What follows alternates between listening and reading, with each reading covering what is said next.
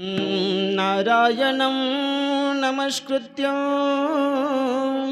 नरं चैव नरोत्तमं देवीं सरस्वतीं व्यासं ततो जयमुदीरयेत्।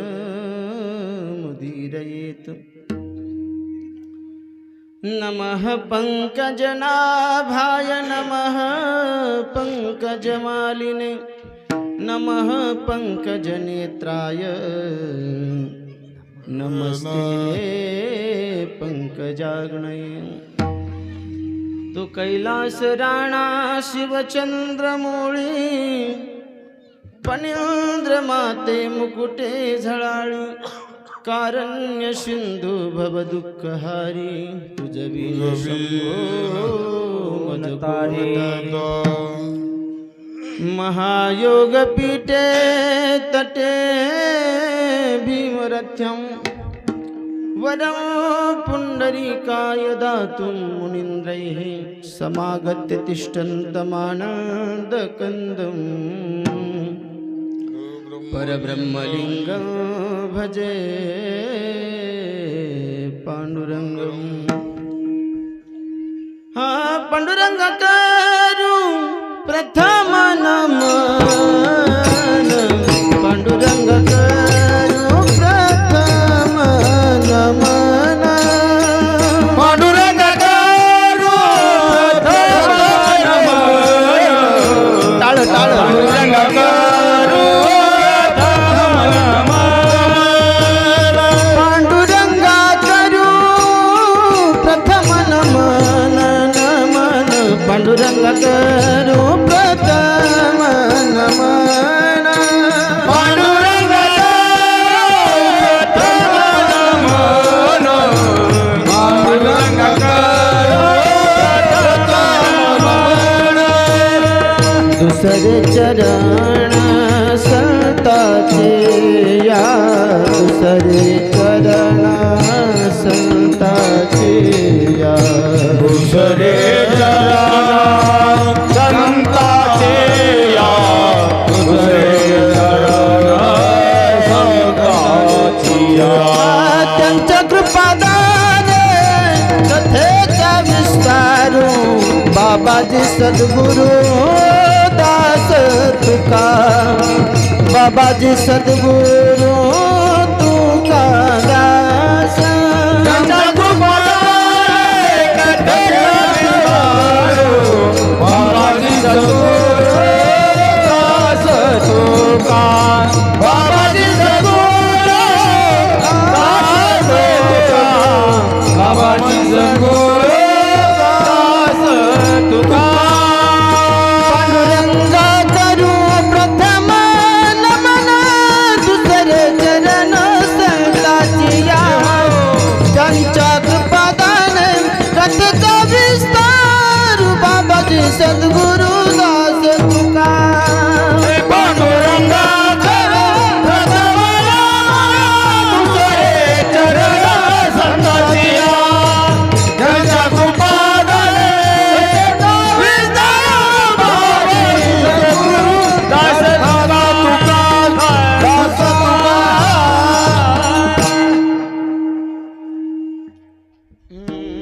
श्री राधा मेरी स्वामिनी मैं श्री राधे जू को दास जन्म जन्म मोहि दीजियो श्री चरणन में वास। कर्पूर गौरम करुणावतारं संसार सारं भुजगेन्द्रहारं सदा वसन्तं हृदयारविन्दे भवं भवानी सहितं नमामि। तो ज्ञानेशं च ज्ञानमूर्तिं साक्षात् प्रेमस्वरूपिणं नामदेवदयामूर्तिं नाथं वन्दे पुनः पुनः। वैराग्यस्य परममूर्तिं देवभूक्षत्रनिवासिनं तुकाराम महाराष्ट्रं भक्तराज चतुष्टयम्। नमो ज्ञानेश्वरा नमो ज्ञानेश्वरा नमो ज्ञानेश्वरा नमो ज्ञानेश्वरा नमो ज्ञानेश्वरा नमो ज्ञानेश्वरा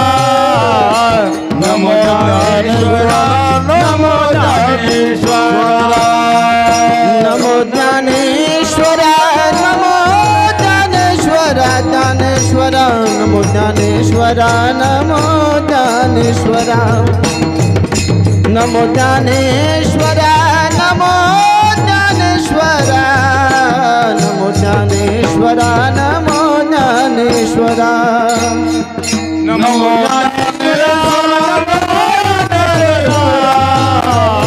नमो ज्ञानेश्वरा नमो ज्ञानेश्वरा नमो ज्ञानेश्वरा नमो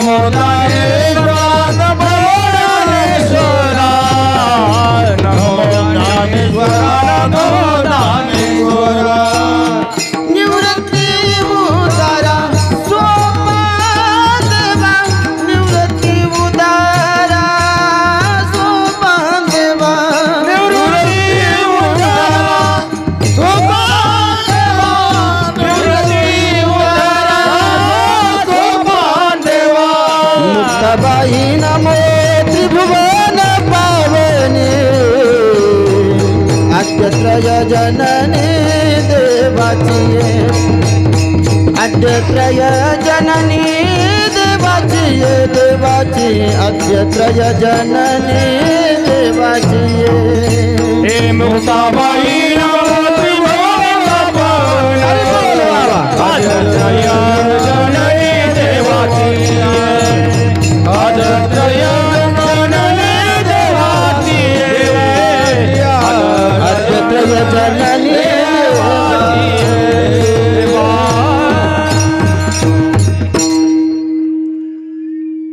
तो काकुळती तो हरी क्षण भरी निवडिता तुमची मज लागली सबे ठाईचे नभे नभोगडी महान भगवत भक्त संत सम्राट असणारे विश्ववंदनीय महाराष्ट्रातील सुप्रसिद्ध असणारे साधू जिजाऊ रमण नवे नवे छत्रपती शिवराय यांचे धर्मगुरु आद्यगुरु असणारे श्रीमंत जगद्गुरु श्री तुकोबराय यांचा अवघ्या अशा असणारा 4 चरणाचा अभंग आजच्या या कालारूपी कीर्तनासाठी निवडलेला आहे. विठ्ठल विठ्ठल विठ्ठल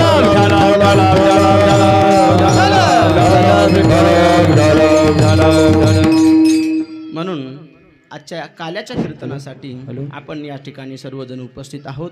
हॅलो कार्यक्रमाला या कीर्तनाला प्रारंभ करण्यापूर्वी अल्पशः परिहार देणे अगदी गरजेचं आहे. अजिबात खारखुर कोणी करायचं नाही मधात बरं का इथून पुढं. तुम्ही बी सिस्टम लावली तर आता कमी जास्त करू नका, नाही तर तुमचा एखादा साऊंड उडून जाईल. आणि जर चांगली लावली तर 1चे 10 होते 10चे 20 वाढत जातील. पुन्हा टेन्शन घेऊ नका तुम्ही. त्याच्यामुळं सगळ्यांनी याची दक्षता घ्यायची बरं का, नाही तर पाकिट कापलं जाईल. विठ्ठल विठ्ठल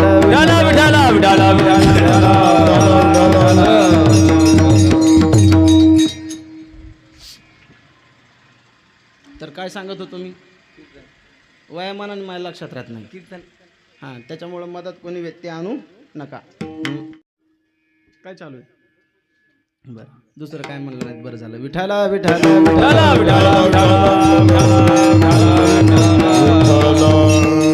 म्हणून या कालारूपी पवित्र असणाऱ्या प्रकरणाला आज या कीर्तनाला प्रारंभ करण्यापूर्वी अल्पशः परिहार देणे अगत्याचं आहे, गरजेचं आहे. म्हणून प्रतिवर्षाप्रमाणे चालत असलेला हा भव्य दिव्य स्वरूपातील असणारा ज्ञानयज्ञ, नामयज्ञ, कीर्तन महोत्सव, कथा महोत्सव सोहळा, त्याचबरोबर शिवलीलामृत पारायण असणारं या भोलेनाथांच्या मंदिरामध्ये आपण या ठिकाणी प्रतिवर्षाप्रमाणे या ठिकाणी करतो. ज्यांच्या माध्यमातून ही अशी असणारी पवित्र असणारी काला कीर्तनाची सेवा आज माझ्या भाग्यामध्ये या ठिकाणी संपन्न झालेली आहे, मिळालेली आहे. असे असणारे परमस्नेही परमादरणीय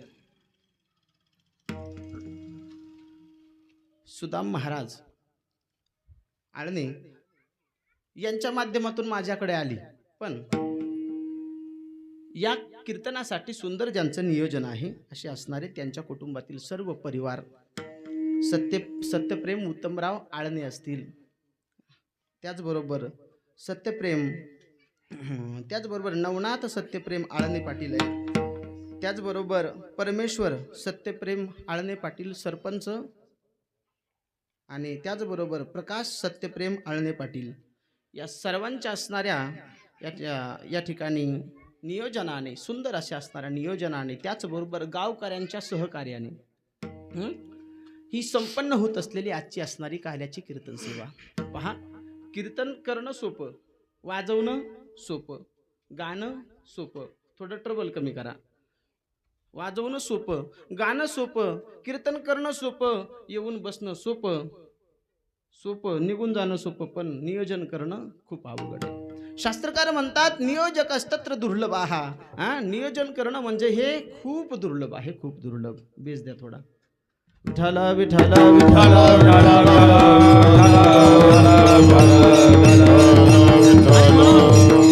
या नियोजनासाठी सर्वजण या ठिकाणी सर्वांची सुंदर अशी असणारी साथ आहे. आणि सर्वांच्या उत्साहाने असणारा हा सोहळा पूर्णत्वाच्या दिशेने असणारा प्राप्त होतोय. त्यामध्ये मृदंगावरती ज्यांची असणारी सुंदर अशी साथ आहे असे असणारे आमचे परमस्नेही परम आदरणीय असणारे राठोड महाराज, ख्यातनाम मृदंगाचार्य आहेत, तेही या ठिकाणी आज उपस्थित आहेत. त्याचबरोबर गायनासाठी ज्यांची सुंदर चाल तुम्ही बघितली, ऐकली, असे असणारे अशोक महाराज बोबडे, त्याचबरोबर बळीराम महाराज बोबडे. त्यांचं आडनाव जरी बोबडे असलं तरी त्यांना बोलता येतं बरं का, आडनावावर तुम्ही जाऊ नका. त्याचबरोबर या पाठीमागे जी असणारी मुलं आहेत सुंदर सुंदर बघा, ही सुंदर मुलं आपल्या संस्थेमधली आहेत महाराज, ऐका नाही. नामदेव महाराज बापमारे यांच्या संस्थेमधील असणारी सुंदर ही मुलं आहेत महाराज. किती ओपतात बघा बरं, किती गोड दिसतात कीर्तनामध्ये, ऐका नाही. मुलं ही आहेत. त्याचबरोबर महाराजांचे वडील मुख्यत्वानं आज या कीर्तनासाठी उपस्थित आहेत. त्याचबरोबर आपल्या गावचे पाटील आपल्यासमोर तेही विराजमान आहेत. आणि विशेष करून पहा, गावकरी, माळकरी, टाळकरी सर्व असणारे, त्याचबरोबर महाराज उबाळे महाराज तेही आहेत. त्यांच्याबरोबर आलेले उबाळे महाराजच आहेत, त्यांचे चिरंजीवच आहेत का, तेही आलेले आहेत. विनेकऱ्यापासून टाळकऱ्यापर्यंत सर्वांना मी वंदन करतो. आणि विशेषत्वानं आज आपलं कीर्तन अख्ख्या महाराष्ट्रभर दिसणार आहे. आपण सगळेजण आज महाराष्ट्रभर आपण दिसणार आहोत. लाखो लोक आपल्याला असणारे बघणार आहेत. अशी असणारी ज्यांची शूटिंग या ठिकाणी चालू आहे, ज्यांचं चॅनल आहे, आमचे परम मित्र असणारे परमस्नेही बाळासाहेब महाराज डांगे, तुळजा भवानी प्रतिष्ठान चॅनल, या चॅनलवर असणारं चालू आहे. म्हणून सर्वांची या ठिकाणी गोड असणारी अशी उपस्थिती आहे. म्हणून आता सगळ्यांचे नाव घेणं शक्य नाही, तसं मला नाव घ्यायचा लय कटाळ येतोय बरं का, म्हणून मी एकच लग्न केलंय. तुमचे दोन आहेत का, नाही, विनोदाचा भाग सोडा.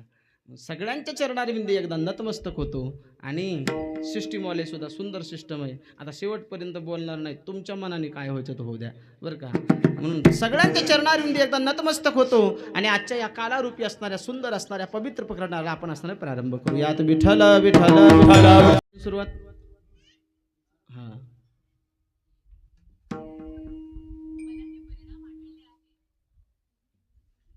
विठ्ठल विठ्ठल विठ्ठल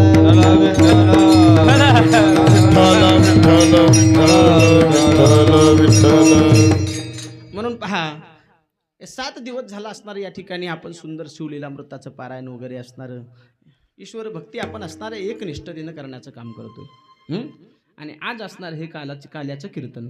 काल्याचं कीर्तन अति पवित्र आहे जीवनामध्ये. किती पवित्र आहे काल्याचं कीर्तन तुम्हाला सांगतो. 7 दिवस जरी नाही आलं तरी चालतं, पण काल्याच्या दिवशी काय असतो, महाप्रसाद.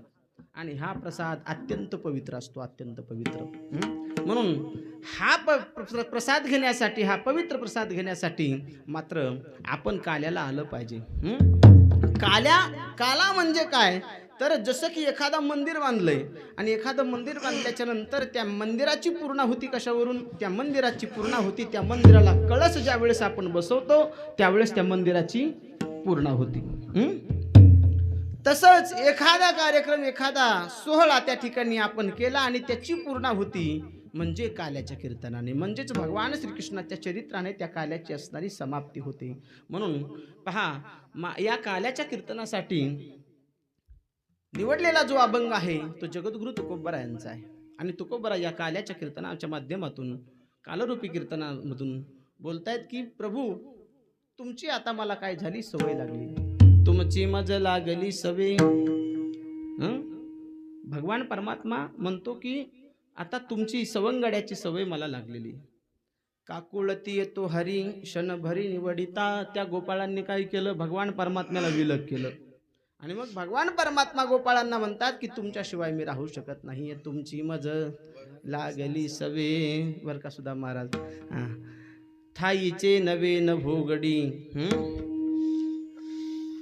आणि बोलावी ती फार बहु थोर नावडती. तुकोबाराय म्हणतात, भगवान परमात्मा म्हणतात की मला अनेक मोठमोठे बोलवतात, अनेक मोठमोठे मान देतात, पण मला त्यांच्यात करमत नाही. बहु थोर नावडती, मला मोठे माणसं आवडत नाहीयेत, पण मला कसे आवडतात, मला प्रेमळ माणसं आवडतात. भाविके त्यांची आवडी मोठी.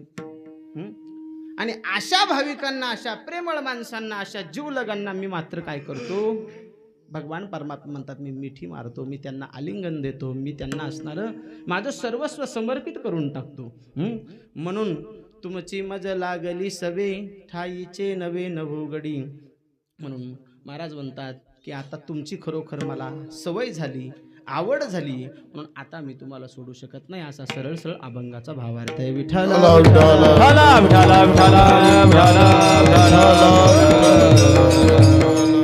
कीर्तन काय जास्त वेळ आपल्याला करायचं नाही, कीर्तन फक्त 1 तास करायचं. 1 तास उरला आपल्याला कीर्तन करण्यासाठी, ऐका नाही.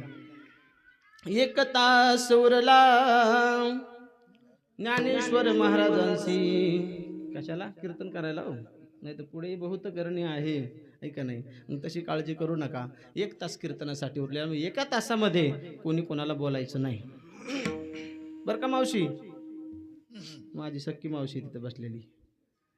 कोणी कोणाला बोलायचं नाही, कोणी कोणाला झोपून द्यायचं नाही, बरं का. आणि कोणी कोणाला मागायचं नाही. इकडे बघा, मागायचं नाही बरं का कोणी कोणाला, अजिबात नाही. तर तुम्ही लगेच कीर्तनात म्हणतात हे ऐका रे, अजिबात मागायचं नाही. आणि ज्याला उठून जायचं त्याने आताच उठून जायचं, नाहीतर मधात उठायचं नाही. विठ्ठला विठ्ठला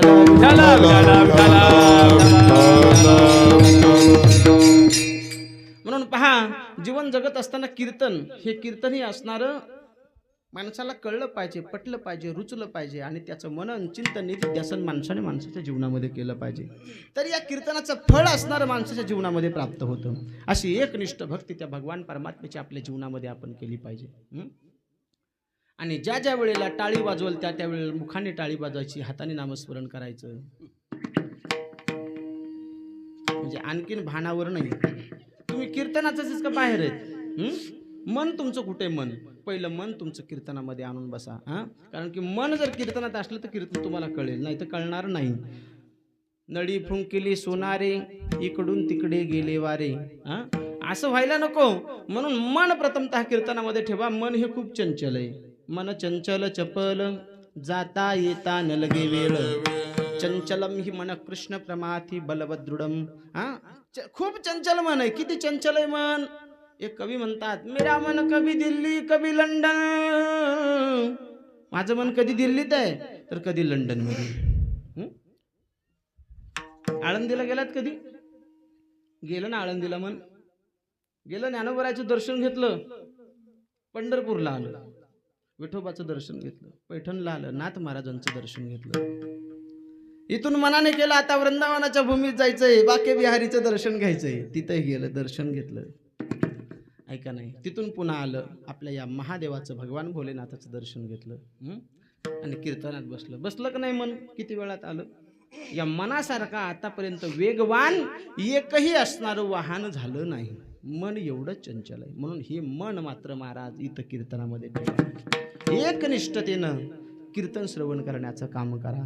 आणि अशी जर भक्ती जीवनामध्ये असेल ना, तर तो भगवान भोलेनाथ प्रसन्न होईल. बघा, 5 पर्व आहेत, 5 पर्व. ही महाशिवरात्री सहसा येत नाहीये. 5 पर्व आहेत.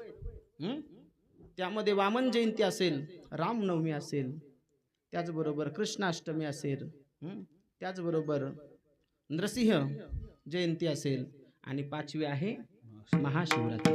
हे 5 पर्व आहेत. आणि या 5 पर्वाच्या नंतर आपल्या वारकरी संप्रदायाच्या नियमाने जर बघितलं तर पुन्हा 24 एकादशी येतात. एवढे पवित्र उपवास असणारे आपल्या जीवनामध्ये आपण केले पाहिजेत. आणि त्यामध्ये असणारी ही महाशिवरात्री, आणि या महाशिवरात्रीला भगवान भोलेनाथांचं काल महाशिवरात्री झाली. या महाशिवरात्रीच्या निमित्ताने तुम्ही सर्वांनी खूप आराधना या ठिकाणी केली. म्हणून या भगवान भोलेनाथाची आराधना जो कोणी एकनिष्ठे मनोभावे असणारी आराधना करतो ना, तो भगवान परमात्मा त्याला प्रसन्न झाल्याशिवाय राहत नाही. भक्ती अशी असावी, एकनिष्ठतेची भक्ती असावी, एकनिष्ठतेची. अहेतुक्य प्रतिहताम ययात्मा संप्रसिद्धती. निस्वार्थ भक्ती असावी, आणि अशी निस्वार्थ भक्ती जर असेल तर तो भगवान भोलेनाथ तसाही तो असणारा भोळा आहे.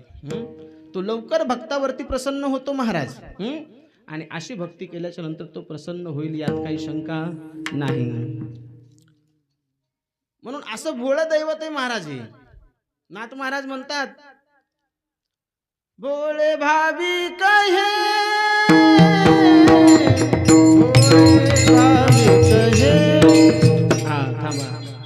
कधी कधी होतं वया म्हणून, आहे का नाही. झाकली मुख 6 लाखाची. भोळा आहे तो, देव भोळा आहे का नाही. शिव भोळा चक्रवर्ती, त्याचे पाय माझे चित्ती, वाचे वदता शिवनाम तयान लादी क्रोध काम, आहे का नाही. पण त्याच्यासाठी एकनिष्ठतेची भक्ती पाहिजे. मग एकनिष्ठतेची जी भक्ती कोणी केली त्याच्यासाठी पहा.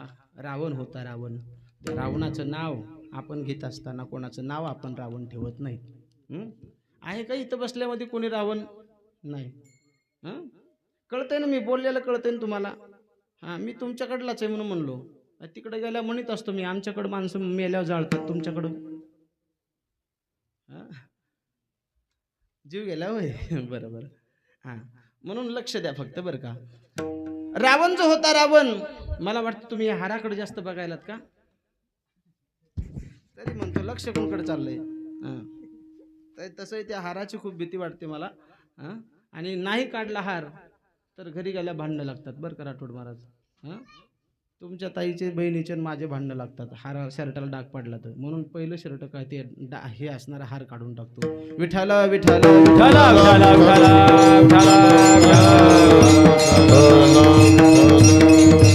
कुंडलिक वरद हर विठ्ठल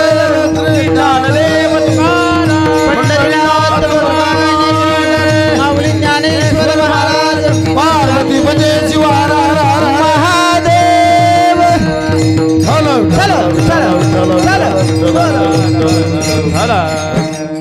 म्हणून या भोलेनाथाची जो कोणी एकनिष्ठतेने भक्ती करतो ना, तो भोलेनाथ त्याच्यावरती प्रसन्न झाल्याशिवाय राहत नाही महाराज. बघा, तो रावण होता. रावण, तो रावण म्हटलं की आपल्या पुढे असणारं वाईट येतो, वाईट विचार येतो. रावण म्हटलं की त्याची घृणा येते. रावण हे नाव ऐकल्याबरोबर आपण आपला दृष्टिकोन बदलला जातो. बरोबर बाबा. आणि म्हणून असा रावण, ज्या रावणाचं नाव सुद्धा कोणी असणार आपल्या कुटुंबामध्ये, आपल्या परिवारामध्ये कोणी ठेवत नाही, असा तो रावण. पण तो रावण किती श्रेष्ठ होता महाराज. त्या रावणाने या भोलेनाथाची आराधना केली. त्या रावणाने या भगवान भोलेनाथाची तपस्या केली आणि भोलेनाथ प्रसन्न झाले रावणाला. कशी होती रावणाची प्रतिज्ञा, रावणाची तपस्या कशी होती. रावणाची प्रतिज्ञा होती, खारा समुद्र गोड करेल, स्वर्गाला शिडी लावेल, असे अनेक संकल्प रावणाचे होते. रावण साधा नव्हता महाराज. त्याच्या सिंहासनावरती जात असताना, बसत असताना 9 ग्रहाच्या त्याने पायऱ्या केल्या होत्या. अनेक देवी देवता असणारे त्याच्या इथं असणारे काम करण्याचं काम करत होते. गणपती बाप्पा झाडून घ्यायचं काम करत होते महाराज. सकाळी सकाळी श्री गणेशाय नमः, ऐका नाही. त्यानंतर अन्नपूर्णा माता स्वयंपाक करण्याचं काम करायची. असे अनेक देवता अनेक प्रकारचं काम करण्याचं काम करायचे. असा तो रावण. पण त्या रावणाने भोलेनाथाची भक्तीची केली, ती एकदम अंतकरणातून भक्तीने एकनिष्ठतेने त्या भगवान परमात्म्याची भक्ती केली. कशी होती रावणाची भक्ती. रावण प्रत्येक वेळेला ज्या ज्या वेळेला त्या मंदिरामध्ये बसायचा, रावणाचा नित्यनेम होता. दररोज माणसाच्या जीवनात सुद्धा नित्यनेम असायला पाहिजे. ऐका नाही, वारकऱ्याच्या जीवनामधला नित्यनेम हरिपाठ. नित्यनेम नामी ते प्राणी दुर्लभ, लक्ष्मी वल्लभ तया जवळी, लक्ष्मी वल्लभ तया जवळी. हे नित्यनेम नामी ते प्राणी दुर्लभ, लक्ष्मी वल्लभ तया जवळी.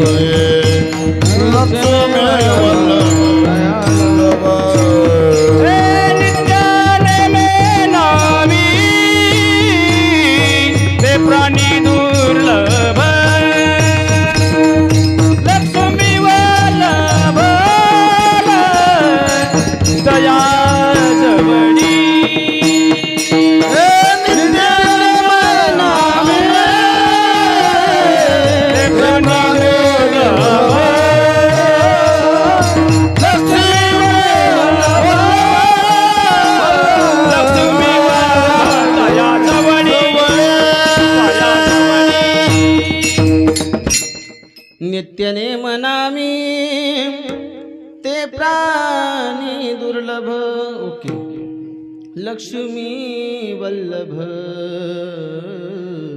तया जवळी. असा नित्यनेम ज्याच्या जीवनात आहे ना महाराज म्हणतात त्याच्या जीवनामध्ये लक्ष्मी सहित नारायण असणारा त्याच्या घरी निवास करतो. ऐका नाही.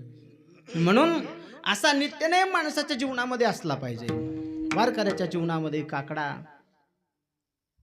दिवस मावळतीला हरिपाठ, सकाळी काकडा.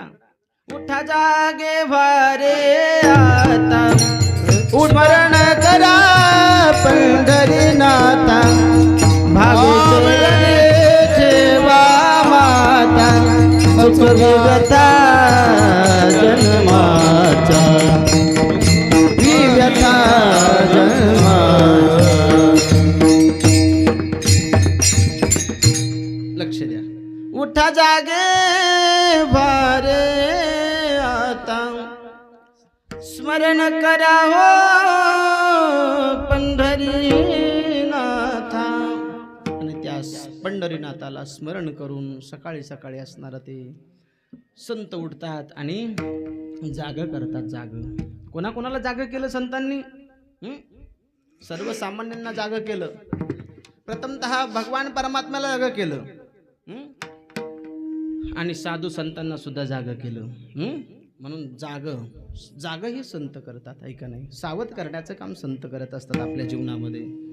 सावध झालो हरीच्या आलो जागरणा.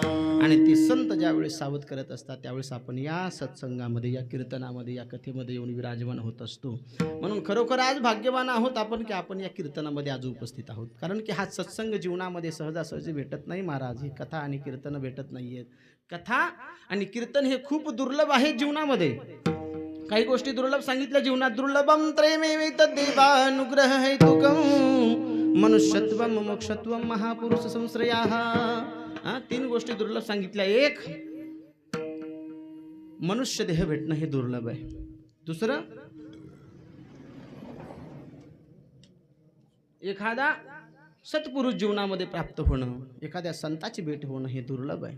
आणि तिसरं, हा सत्संग जीवनामध्ये प्राप्त होणं हे दुर्लभ आहे. तुलसीदासजी म्हणतात, सत्संगती दुर्लभ संसारा, निमिष दंड भये कहिवारा, मंगल भवन अमंगल हारी, द्रवभु सुधा शरत अजर राम सिया राम जय राम, राम सिया राम जय राम, राम सिया राम जय जय राम. सत्संगती दुर्लभ संसारा, निमिष दंड भई कही मारा. ही सत्संग जीवनामध्ये खूप दुर्लभ आहे. आणखी एक चौपाई तुलसीदासजी म्हणतात, आसन वसन दारासन, दुर्जन के घर होय, सत्संगती हरिभजन तुलसी दुर्लभ होय. ही कथा आणि कीर्तन कोणाकडे होत नाहीत महाराज. कोणाकडे होत नाहीयेत. ते असणाऱ्या एखाद्या सज्जन माणसाच्या, एखाद्या भगवान परमात्म्याच्या भक्ताच्या असणाऱ्या दारामध्ये हे होत असतात. म्हणून या ठिकाणी सुंदर नियोजन केलंय सरपंच, तुम्ही तुमच्या सर्व कुटुंबाने सुद्धा महाराज. हे कोणाच्याही घरी होत नाही. भाग्यवंता घरी भजन पूजन त्याची वाट पाहे रघुनंदन. म्हणून तो तुमच्या दारात आलाय भगवान भोलेनाथ. बोले भोलेनाथ भगवान की जय. आणि अशा भोलेनाथाची आराधना जो कोणी करतो ना महाराज, त्याच्या जीवनामध्ये कसलंच दुःख दारिद्र्य त्याच्या जीवनामध्ये तो भगवान भोलेनाथ ठेवत नाही. असा तो कृपाळू आहे की तो त्या भक्ताच्या जीवनामधल्या सर्व असणाऱ्या इच्छा, अपेक्षा, आकांक्षा, मनोकामना, दुःख, दारिद्र्य नष्ट करण्याचं काम तो भगवान. मनवोनी शरण जावे, मनवोनी शरण जावे,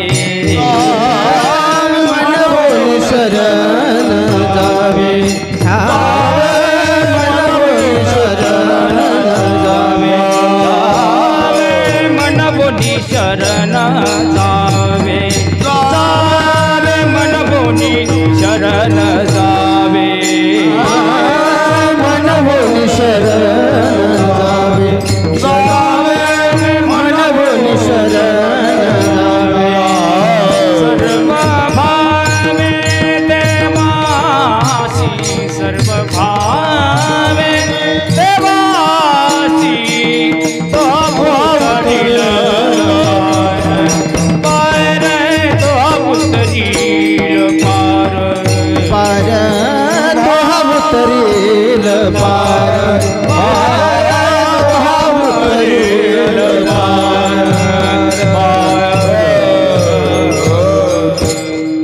मनवुनी शरण जावे सर्व भावे देवासी तोहा उतरील पार भवदुस्तर नदीचा पहा.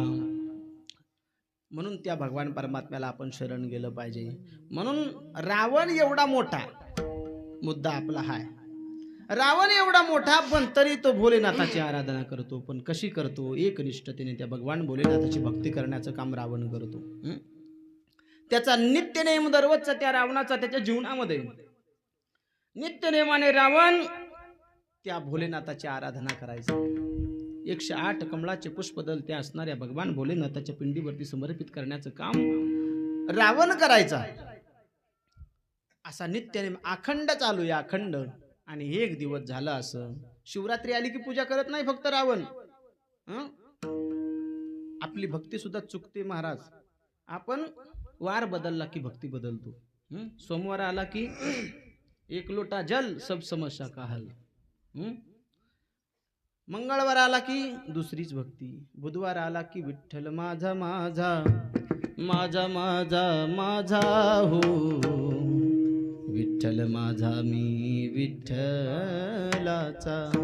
बुधवार संपला रे की सकाळी लगेच स्टेटस दत्ता दिगंबरा यावे सावळ्या मला भेट द्यावे. ऐका नाही. शुक्रवार आला बदलली भक्ती महाराज, दत्तात्रयाला सोडून दिलं. शनिवार आला पुन्हा भक्ती बदलली. श्री गुरुचरण सरोज रज निज मनो मुकुर सुधारी बरनऊ रघुबर बिमल जसू जोदायक फलचारी. रविवार आला की बदलली ना भक्ती महाराज. अहम वाग्या स्वहम वाग्या प्रेम नगरा वारी वो हे सावध होनी भजनी लागा देव करा कैवारी. वारी हो वारी हो वारी वारी हो मल्हारीची वारी हो माझ्या मल्हारीची वारी. परत सोमवार आला की आले भोलेनाथाकडे. मग अशी भक्ती चालत नाही महाराज. त्या देवाला आपुला तो एक देव करोनी घ्यावा. आपुला तो एक देव करोनी घ्यावा. आपुला तो एक देव करोनी घ्यावा. आपुला तो एक देव करोनी घ्यावा. तेने बिना जीवा सुख नोहे. तेने बिना जीवा सुख नोहे. रति माई के तुकाई जन दिए. रति माई के तुकाई जन तेरे बिना जीवा करोए. तेरे बिना जीवा सुख नोए. रति माई के तुकाई जन दिए. रति माई के तुकाई जन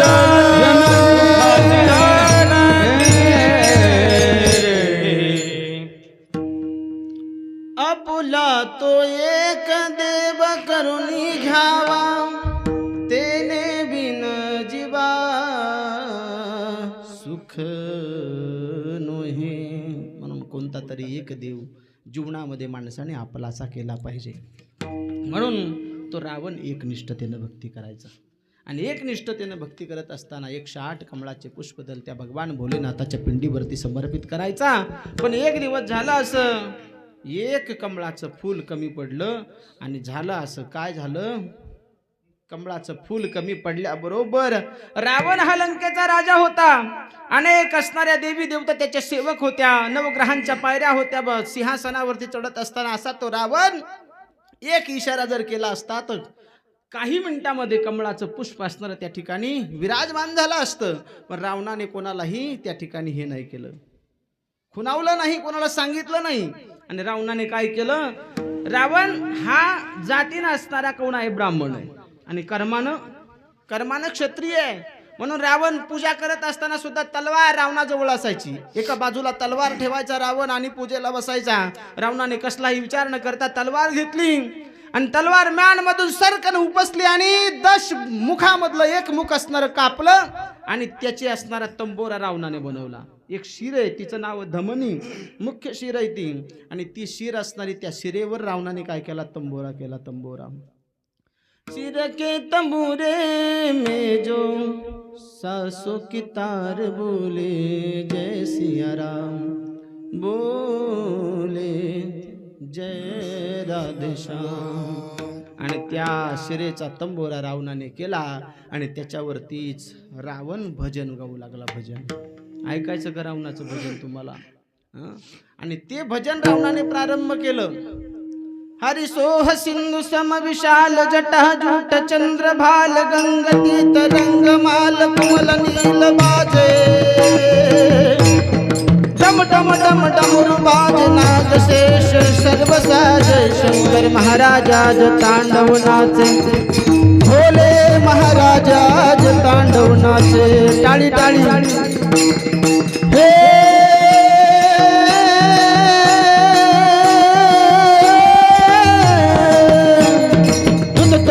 तुरिय बाज, तुई तुई तुई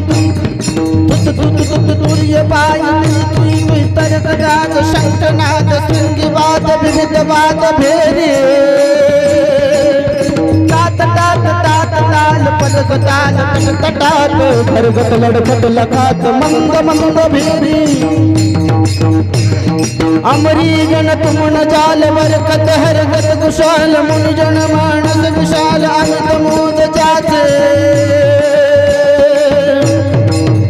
हा डम डम डम डमरु बाज नाग शेष सर्व साज, शंकर महाराज आज तांडव नाचे. हा हा भोले महाराज आज तांडव नाचे.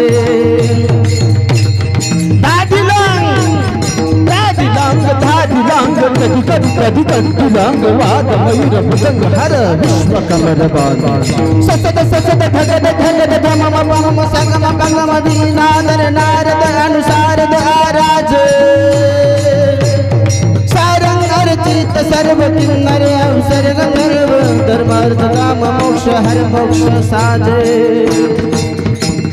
डम डम डमरु बाज नाग शेष सर्व साज, शंकर महाराज आज तांडव नाचे. हा भोले महाराज आज तांडव नाचे. टाळी टाळी सर्व टाळी. हा जटाटवी गलत ज्वलल प्रवाह मागतस्थले गलव लंब लंब तांबुजंग तुंग मालिका, डमट मट्ट मट्ट मण्डिनाद वट्ट मर्वयं चकार चंड तांडवं तनोतु शिव शिवम्.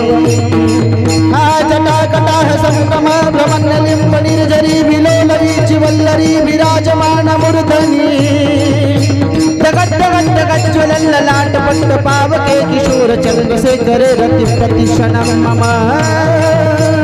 ओम नमः शिवाय, हरि ओम नमः शिवाय, हरि ओम नमः शिवाय, हरि ओम नमः शिवाय, हरि हरि ओम नमः शिवाय, हरि हरि ओम नमः शिवाय, हरि हरि ओम नमः शिवाय, हरि हरि ओम नमः शिवाय. नमः पार्वती पतये शिवाय महादेव, हर हर महादेव, हर हर महादेव, हर हर महादेव. अशी भक्ती होती मला त्या रावणाची. विठ्ठल विठ्ठला विठ्ठला विठ्ठला विठ्ठला विठ्ठला विठ्ठला. एकनिष्ठतेनं त्या रावणाची भक्ती, त्या भगवान भोलेनाथाची भक्ती करतो ना, त्याला तो देव असणारा प्रसन्न होतो आणि त्याच्या जीवनामधल्या काहीच असणारं दुःख, निराशा, वैराग्य, त्याच्या जीवनामधलं दुःख, दारिद्र्य हे त्याच्या इच्छा, अपेक्षा, आकांक्षा असणाऱ्या पूर्ण करण्याचं काम तो भगवान भोलेनाथ करतो. म्हणून या शिवरात्रीच्या महापर्वावरती सुंदर असणारी ही काल्याची कीर्तन रूपी सेवा, काल शिवरात्र होती म्हणून आपण प्रस्तावनेमध्ये थोडं असणार बोलण्याचं काम केलं. म्हणून पहा, या काल्याच्या कीर्तनामध्ये काला काय करतो म्हटले, काला हा जीव आणि शिवाचं ऐक्य करण्याचं काम काला करत असतो, त्यालाच म्हणतात काला. तुका म्हणे काला कोटे अभेद देखिला, त्या काल्यामध्ये कसलाही भेद नाहीये. म्हणून असा काला, पवित्र काला त्या ठिकाणी आपण या ठिकाणी करण्याचं काम करत आहोत. म्हणून महाराज म्हणतात, भगवान परमात्मा गोकुळामध्ये, वृंदावनामध्ये त्या ठिकाणी सवंगड्यासोबत खेळण्याचं काम करतात. त्या सवंगड्यासोबत खेळत असताना गायी चारण्याचं काम गोपाळांसोबत करतात. गायी चारत असताना खेळ खेळण्याचं काम करतात.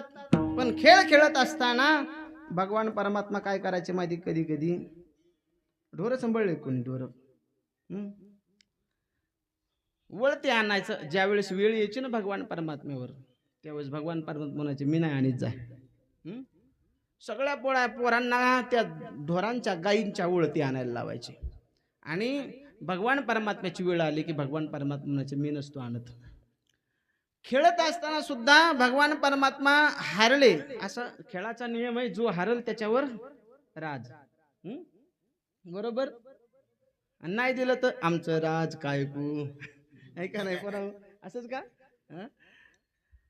भगवान परमात्मा खेळायचे आणि हारले की म्हणायचे, मी नाही राज देत तुमचा. म्हणून काय केलं गोपाळांनी, एक दिवस त्या गोपाळांनी भगवान परमात्म्याला वेगळं टाकलं, वेगळं आपल्यातून. म्हटले, अरे आजपासून याला असणार आपल्या खेळामध्ये घ्यायचं नाही, आजपासून ह्याला आपल्यामध्ये येऊ द्यायचं नाही, आपण याच्यासोबत खेळायचं नाही, आपण याच्यासोबत गायी सुद्धा चारायच्या नाही. आणि मग म्हटले, दुसऱ्या दिवशी गायी चारायला जायची. दुसऱ्या दिवशी गायी चारायला जात असताना पहिल्या दिवशी ठरवायचे की कोणत्या शेतात गायी चारायला न्यायच्यात. ऐका नाही, मग ठरवल्या जायचं, सगळे गोपाळ मिळून एका जागेवरती गायी चारायला न्यायचे. पण म्हटले याला आता खोटं बोलायचं. मग गोपाळांनी देवाला खोटं बोललं. म्हटले जायचं नाव एका ठिकाणी सांगितलं, गेले दुसऱ्याच ठिकाणी. भगवान परमात्मा गाया घेऊन गेले आणि गाया घेऊन गेल्याच्या तिथं सवंगडी नाही आहेत, कोणीच नाही आहे. आणि म्हणून भगवान परमात्मा पुन्हा आपल्या गाया घेऊन सापडत त्यांच्याजवळ गेले. आणि त्यांच्याजवळ गेल्याच्या नंतर गोपाळांच्या गायांमध्ये आपल्या गायी मिसळणार. तितक्यात गोपाळ म्हटले, देवा आज बात आमच्यासोबत इथून पुढे राहायचं नाही, तुझ्या गायी तू आमच्या कळपातून बाहेर काढायच्या. आणि भगवान परमात्मा गोपाळांना म्हणू लागले, अरे गोपाळांनो, येऊ द्या ना मला तुमच्यामध्ये, मला तरी तुमच्याशिवाय कोण आहे बरं, येऊ द्या ना, माझ्या गायी सुद्धा तुमच्यामध्ये आणू द्या ना मला. पण गोपाळाला कडू होते महाराज. गोपाळ म्हटले, अजिबात आणायचे नाही म्हणले गाया, आमच्या कळपात घालायच्याच नाही म्हणे तू गाया. पण भगवान परमात्मा म्हटले, अरे गोपाळांनो, तुमच्याशिवाय मला करमत नाहीये. आणि भगवान परमात्मा त्या गोपाळांना काकुळती येऊन बोलू लागला, काकुळती.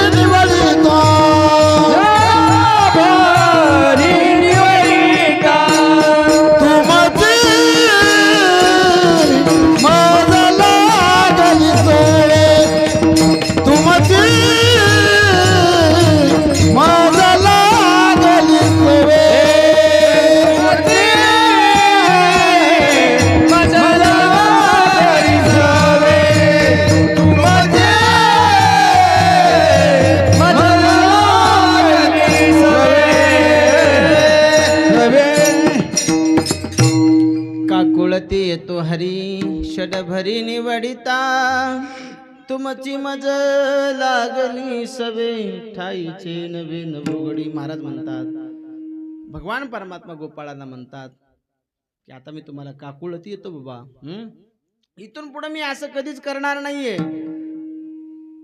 कारण तुमची मला सवय लागलेली. तुमच्याशिवाय मी राहू शकत नाही, एक क्षण सुद्धा मी तुमच्याशिवाय इथून पुढे राहू शकत नाही. एवढी तुमची सवय मला झाली गोपाळांनो. म्हणून मला काय करा, तुमच्यातून तुम्ही काढू नका. तुमची मज लागली सवे ठाईचे नवे नभोगडी. आणि तुम्हाला असं बी वाटून देऊ नका की मी तुमच्यात बळच आलोय.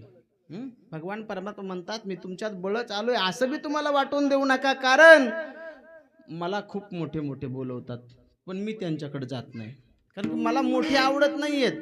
मला अजिबात मोठे आवडत नाहीयेत. का? कारण की त्या मोठ्यांकडे काय असतो, गर्व असतो, अभिमान असतो, अहमपणा असतो त्या मोठ्यांकडं. कोणाकडे सत्तेचा अभिमान असतो, संपत्तीचा अभिमान असतो, ऐश्वर्याचा अभिमान असतो. आणि म्हणून अशा अभिमानियाकडे मी जात नाहीये. तिळभर होय जरी होय अभिमान मेरू तो समान भारदेवा. म्हणून ज्याच्याकडे अभिमान झालाय ना त्याच्याकडे तो भगवान परमात्मा जात नाही. म्हणून एक तुम्हाला कथा सांगतो. निधिवनामध्ये एकदा भगवान परमात्मा सर्व असणाऱ्या सखियांसोबत रासलीला करण्याचं काम करत होते. ही रासलीला अत्यंत पवित्र आहे बर का. या श्रीमद भागवतामध्ये दोन पात्र पवित्र सांगितले, दोन प्रसंग अत्यंत पवित्र सांगितले. एक रासलीला आणि दुसरा काला. हे दोन प्रसंग अत्यंत पवित्र आहेत. आणि त्यावेळेला त्या असणाऱ्या निधिवनामध्ये भगवान परमात्मा रास करण्यासाठी रासलीला त्यांना करायची होती. त्या शरद पौर्णिमेच्या रात्रीला भगवान परमात्म्याने असणारी आपली कंबरीची बासरी असणारी काढली, ओठावरती लावली आणि त्या बासरीमध्ये सुंदर असणारा फुंकार भरला आणि तो निनाद गोपी यांच्या कानावरती गेला. गोपिकांच्या कानावरती तो आवाज गेल्याबरोबर झालं असं, त्या गोपिका असणाऱ्या भगवान परमात्म्याकडे धावत येऊ लागल्या. ओढ लागली होती त्यांनाही भगवान परमात्म्याच्या भेटीची. आवड लागली होती, आस लागली होती भगवान परमात्म्याच्या भेटीची. आणि त्या वाट बघत होत्या कधी माझा भगवान परमात्मा मला बोलेल. हा भेटीला जीवा लागली से आस पाहे रात्र दिवस वाट तुझी पाहे रात्र दिवस वाट तुझी. रात्रंदिवस त्या गोपिकांना असणारी त्या भगवान परमात्म्याची आवड लागली होती. भगवान परमात्म्याची वाट बघण्याचं काम गोपिका करत होत्या. आणि त्या शरद पौर्णिमेच्या रात्रीला भगवान परमात्म्याने आपली बासरी वाजवली आणि गोपिकांच्या कानावरती गेली. आणि गोपिकांच्या कानावरती गेल्याच्या नंतर गोपिका निघाल्या. उलटा कर श्रृंगार गोपिया. त्या गोपिकाने उलटा श्रृंगार केला आणि उलटा श्रृंगार करून गोपिका असणाऱ्या निघाल्या. कोणी काय केलं, कसा कसा श्रृंगार केला म्हटले, त्या गोपिकांनी पायातले चैन गळ्यात घातले, कानों की बुगड़िया नाकों में लगाई के. कानातलं नाकात घातलं, नाकातली नथनी कानात घातली. हे केव्हा होतं, ज्यावेळेस भाव विभोर माणूस होतो त्यावेळेस असणारी ही घटना जीवनामध्ये घडतात. डोळ्याचं काजळ तोंडाला ओठाला लावलं आणि ओठाची लाली डोळ्याला लावली. ओठों की लाली आंखों में लगाई के और आंखों का काजल ओठों पे लगाई के मैं तो दीवानी चली. आणि गोपिका निघाल्या. आणि अशा स्वरूपामध्ये उलटा श्रृंगार करून गोपिका भगवान परमात्म्याकडे पोहोचल्या. आणि पोहोचल्या बरोबर भगवान परमात्म्याने काय म्हणायला पाहिजे, ज्यांनी बोलवलंय, स्वागतम ओ महाभाग प्रियम किम करवाणी वह. ज्या भगवान परमात्म्याने स्वागत केलं, ज्या भगवान परमात्म्याने त्या गोपिकांना बोलवलं आणि त्याच गोपिकांना भगवान परमात्मा काय म्हणले, तुम्हाला काय लाज वाटते की नाही, कशासाठी आलात तुम्ही इथं. अरे शास्त्र असं सांगतं, धर्म असा सांगतो की स्त्रीने दिवस मावळल्याच्या नंतर आपल्या घराचा उंबरटा सुद्धा ओलांडला नाही पाहिजे. आणि आता मध्यरात्र झाली आणि या मध्यरात्रीला तुम्ही इथे आलात. कशासाठी आलात? तुमचे पती, तुमचे मुलं, तुम्ही असणारे घरी सोडलेत आणि इथे आलात. गोपिका म्हणाल्या, खरे देवा, तू म्हणतोस ते खरंय. धर्म सांगतो की स्त्रीने दिवस मावळल्याच्या नंतर कधी उंबरटा ओलांडला नाही पाहिजे. पण देवा, खरं सांगू, या हाड आणि मांसाचे असणारे जे आहेत ना, ते पती आहेत. पण जो आत्मा आहे ना, हा आत्मा, हा जीव, या जीव असणारा आता तुझ्या चरणावरती आम्ही समर्पित केलाय. म्हणून या आत्म्याचा, या जीवाचा पती मात्र तू येस. म्हणून आज तुझ्याकडे भेटीसाठी आलो. आणि मग परीक्षेमध्ये त्या असणाऱ्या गोपिकांना भगवान परमात्म्याने पास केलं. एक गोपिका भगवान परमात्म्याकडे संवाद साधते, बोलते भगवान परमात्म्याला, देवा हे बघ, कधी कधी असं होतं की एखाद्या पतीला लग्न झाल्याच्या नंतर 15 दिवस, महिनाभर नोकरीच्या माध्यमातून बाहेर राहावं लागतं. आणि बाहेर राहत असताना मात्र एकदा असंच झालं, एक मुलगी, तिने नवीन लग्न केलं, नवीन लग्न झालं, नवीन हे असणारं दाम्पत्य आहे. आणि नवीन लग्न झाल्याबरोबर दोघं एकमेकाला सोडून एक क्षण सुद्धा राहू शकत नाहीत. एवढं त्यांचं एकमेकावरती नितांत असणारं प्रेम आहे. पण सगळा कार्यक्रम आवरला आणि आता पतीला नोकरीच्या माध्यमातून बाहेर जायचं कुठेतरी. पती सांगतो पत्नीला, मी आता 1 महिना येणार नाहीये, मला बिझनेसच्या माध्यमातून मी बाहेर जाणार आहे. पत्नी म्हणाली, पण 1 महिना मी कसा विरह सहन करू, मी नाही राहू शकत. पतीने सांगितलं, हे बघ कॅलेंडर, 1 तारीख झाली की त्याला फुली मारायची, 2 तारीख झाली की त्याच्यावर फुली मारायची, 3 तारीख झाली की पुन्हा फुली मारायची. असं करता करता 30 तारीख येईल आणि त्या 30व्या तारखेला मी घरी येईल. तोपर्यंत माझा एक फोटो घ्यायचा आणि त्या फोटोच्या समोर असणारं थांबायचं आणि माझ्यासोबत बोलायचं. मी म्हणून त्या फोटोशी संवाद साधायचा. पहिल्या काळामध्ये मोबाईल नव्हते व्हिडिओ कॉल करायला, म्हणून फोटो सांगितला बरं का. त्या प्रतिमे समोर असणारं बोलण्यासाठी सांगितलं. दररोज ज्या वेळेस सर्व काम आवरायचे त्यावेळेस ती असणारी पत्नी त्या फोटोच्या समोर, त्या प्रतिमेसमोर उभी राहायची आणि आपल्या पतीसोबत संवाद साधायची. पाहता पाहता 30 दिवस गेले. हे कोण म्हणतं? गोपिका भगवान परमात्म्याला सांगते हे सर्व. आणि म्हटली, पाहता पाहता 30 दिवस झाले आणि 30व्या दिवशी मात्र दिवस मावळतीला चाललाय. आणि दिवस मावळतीला जात असताना झालं असं, सर्व काम आवरून ती पत्नी त्या प्रतिमेसमोर बोलण्याचं काम करते, संवाद साधते. आणि संवाद साधत असताना मात्र खरा पती दारात येतो. बेल वाजवल्या जाते, दरवाजावरती थाप टाकतो. मग सांग देवा, त्या पत्नीने प्रतिमेसमोर बोललं पाहिजे, प्रतिमा रूपी पतीसोबत बोललं पाहिजे, का दारात आलेल्या पतीला आतमध्ये घेतलं पाहिजे? काय केलं पाहिजे मावशी? काय केलं पाहिजे? इकडं बोलता येते ना? दारातल्या पतीला घरात घेतलं पाहिजे. ही प्रतिमा रूपी जो पती आहे हा असणारा फोटोमध्ये फक्त आहे, प्रतिमा रूपी हा, पण खरा पती तर दारात आलेला आहे. भगवान परमात्मा सुद्धा हेच म्हटले, दारात आलेला पतीला घरामध्ये घेतलं पाहिजे. गोपिका म्हणाली, प्रभू मग तेच तर, आमचे जे पती आहेत हे असणारे हाडामासांचे आहेत, त्यांचा एक दिवस नाश होणार आहे. पण देवा, या आत्म्याचा पती मात्र तू आहेस. म्हणून आज हा आत्मा तुला समर्पित करण्यासाठी आम्ही आलो. आणि म्हणून रासलीलेला प्रारंभ झाला. त्या निधीवनामध्ये रासलीलेला प्रारंभ झाला. आणि रासलीलेला प्रारंभ झाल्याच्या नंतर रासलीला आनंदात सुरू झाली. राधा नाचे, कृष्ण नाचे, नाचे गोपी संग, नाचे गोपी संग, मन में रोवन गयो सखी रे पावन वृंदावन, मन में रोवन गयो सखी रे पावन वृंदावन, मन में रोवन गयो रे पावन वृंदावन, मन में रोवन गयो सखी रे पावन वृंदावन. राधा नाचे, कृष्ण नाचे, नाचे गोपी संग, नाचे गोपी संग, मन में रोवन गयो सखी रे पावन वृंदावन, मन में रोवन गयो सखी रे पावन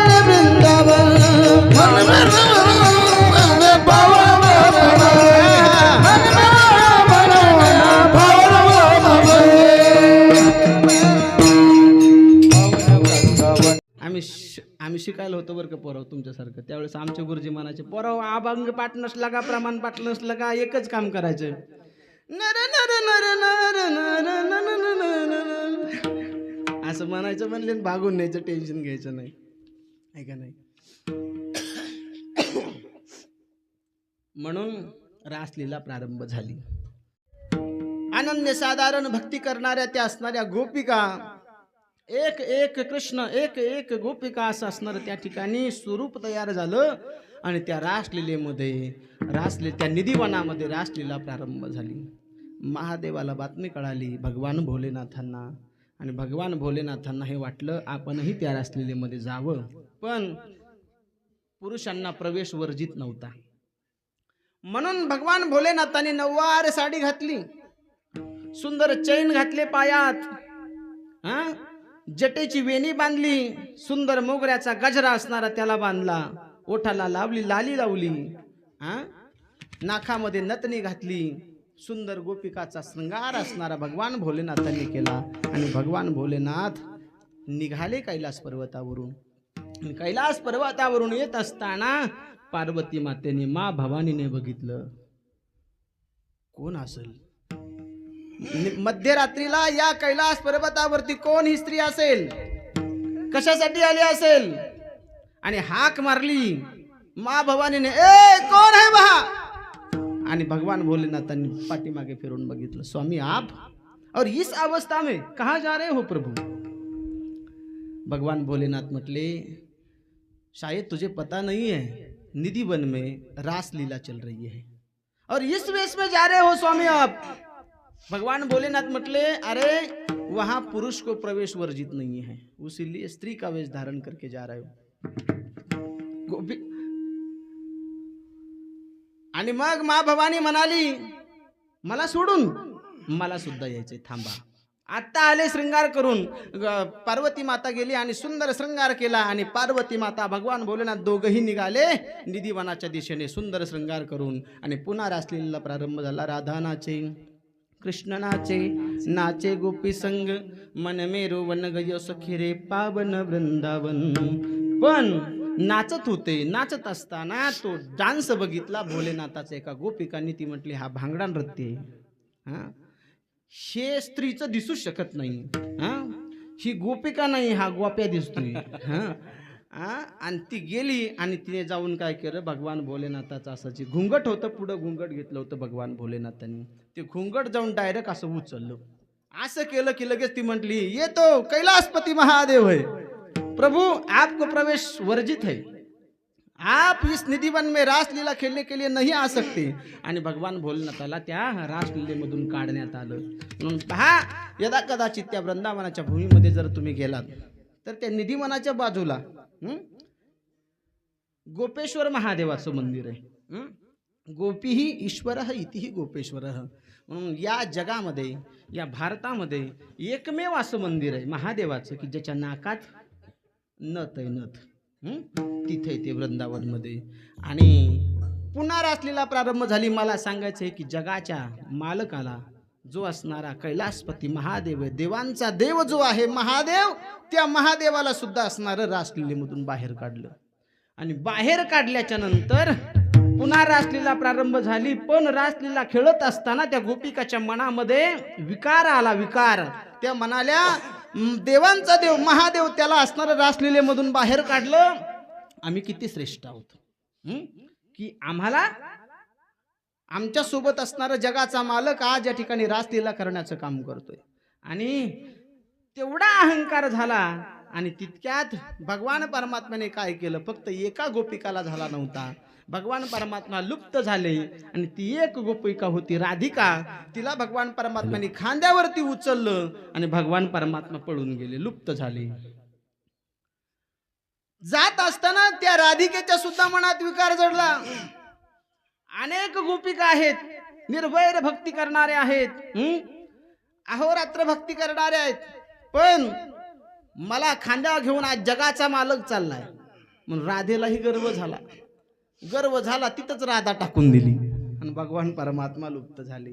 आणि मग या सर्व गोपिका मिळून भगवान परमात्म्याचं स्तवन करू लागले. कान्हैया रे जग जेठी कान्हैया रे जग जेठी कान्हैया रे जग जेठी कान्हैया रे जग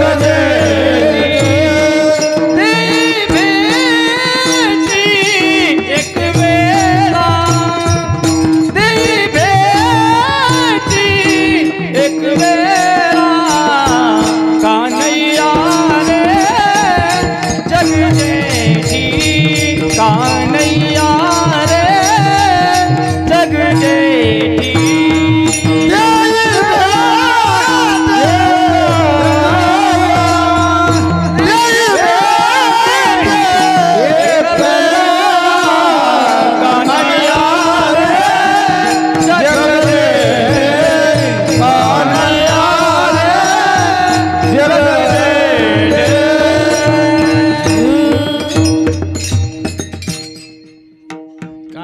रे जगजेटी देई भेटी एक वेळा. आणि त्या गोपिका असणाऱ्या भगवान परमात्म्याचं स्तवन करू लागल्या. त्यालाच गोपीगीत असं म्हणतात. त्यालाच विरहगीत सुद्धा असं म्हणतात. आणि ते गोपीगीत गाण्याचं काम गोपिकांनी केलं. तो विरह करण्याचं काम गोपिकांनी केलं. जयति तेधिकं जनमना व्रज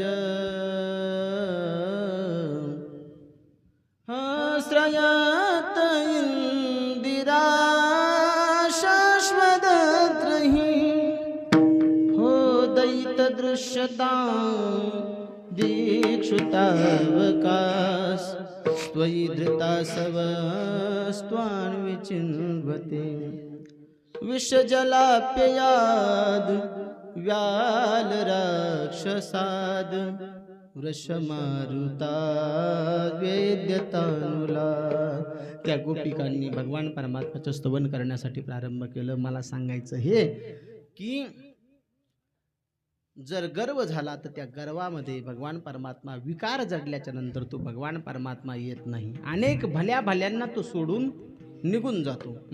अनेक भल्या भल्यांना सोडून तो भगवान परमात्मा निघून जातो. म्हणून महाराज म्हणतात की भगवान परमात्मा गोपिका गोपाळांसोबत संवाद साधत असताना, त्या गोपाळांसोबत बोलत असताना, भगवान परमात्मा संवाद साधत असताना मात्र त्या गोपाळांना म्हणतात मला अनेक मोठमोठे बोलवतात पण त्यांच्याकडे विकार असल्यामुळे मी त्यांच्याकडे जात नाही, म्हणून तुमच्याकडे आलोय. म्हणून अशा मोठ्याकडे मी अजिबात जात नाहीये. तुमची मज लागली सवे, तुमची मज लागली सवे, तुमची मज लागली सवे, तुमची मज लागली सवे. ठाईचे नवे न भोगडी, ठाईचे नवे न भोगडी, ठाईचे नवे न भोगडी, तुमची मज लागली सवे, तुमची मज लागली सवे. नवे गाडी, ठाईचे नवे नवे गाडी, तुमची मज लागली सवे, तुमची मज लागली सवे, लागली सवे. म्हणून तुमची मला सवय लागली म्हणून मी तुम्हाला विनंती करतोय, तुम्हाला पुन्हा पुन्हा विनंती करतोय. मला अनेक मोठमोठे असणारे बोलवतात, मी त्यांच्याकडे जात नाही. अनेक बोलाविती फार बहु थोर नावडती, तुमची मज लागली सवे, ठाईचे नव्हे न भोगडी. का? कारण मला भाविकांची आवडी. कारण मी असं कोणाच्याही कडे जात नाही, मी कोणालाही बोलत नाही, कोणाच्याही घरी मी जात नाहीये. सहजासहजी मी जात नाही कोणाकडेही. म्हणून पहा, एक प्रसंग तुम्हाला सांगतो. तो भगवान परमात्मा सहजासहजी येत नाही. कीर्तन म्हणजे गायन वादन. हा त्याचा काय असतो, प्राण असतो कीर्तनाचा. तो जर भरभक्कम असेल, पक्का असेल, चांगला असेल, सुसज्ज असेल, तर कीर्तन रंगतं, कीर्तन पडतं, कळतं, रुजतं.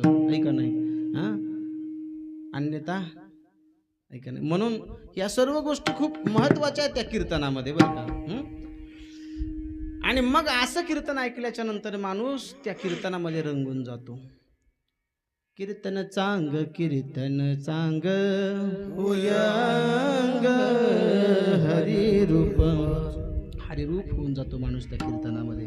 ब्रह्मरूप काया होतच कीर्तनी भाग्येतरी ऋणी देव आयला, भाग्येतरी ऋणी देव आयला.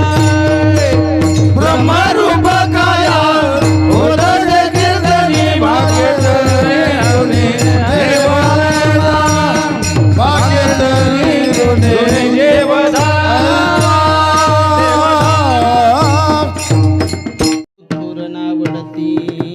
अनेक खूप बोलवतात, पण मला ती त्यांची आवड नाही, मला ते आवडत नाहीयेत. मी कोणाकडेही जात नाहीये. मैं न किसी के प्रभाव में खाता हूँ, मैं न किसी के अभाव में खाता हूँ, मैं जब जब भी खाता हूँ तो मेरे भक्त के भाव में खाता हूँ. म्हणून पहा, ज्या वेळेस भगवान परमात्मा दूत होऊन दुर्योधनाकडे आले, धृतराष्ट्राकडे आले, दुर्योधनाकडे दूत होऊन आले. दूत होऊन आल्याच्या नंतर झालं असं, भगवान परमात्मा त्या असणाऱ्या अर्जुनाला म्हणाले, त्या असणाऱ्या दुर्योधनासोबत संवाद चालू आहे, विक्षेप करू नका बरं का. दुर्योधनासोबत संवाद चालू आहे भगवान परमात्म्याचा. आणि भगवान परमात्म्याचा संवाद चालू असताना मात्र झालं असं, त्या दुर्योधनाला 5 पांडवाचं राज्य देण्याचं काम भगवान परमात्मा करतायत, मागतायत राज्य. त्या 5 पांडवाचं राज्य 5 पांडवांना देऊन टाका. पण दुर्योधन म्हणाला, देवा, या पांडवाचं राज्य तर देणारच नाही, पण त्यांना जर घ्यायचं असेल तर त्यांना काय करावं लागेल, युद्ध करावं लागेल. युद्ध क्षत्रियाचा धर्म आहे, युद्ध करणं. आणि युद्ध केल्याच्या नंतर मात्र ते जर जिंकले तर राज्य त्यांचं नान्यता नाही. नीती बदलली. नीती बदलली की माणूस संपला जातो महाराज, बरं का. हे असणारं आपण सहज बोलतो. म्हणून दुर्योधनाचं असणारे समाप्तीचे दिवस आले होते, ऐका नाही. खूप वाईट जीवनामध्ये केलं होतं. म्हणून दुर्योधन बोलत असताना सुद्धा कोणासोबत बोलतोय, काय बोलतोय याचं भान दुर्योधनाला नव्हतं. दुर्योधन म्हणाला, देवा, जर त्या पांडवांना त्यांचं राज्य पाहिजेच असेल तर त्या पांडवांनी एक काम करावं, युद्ध करावं.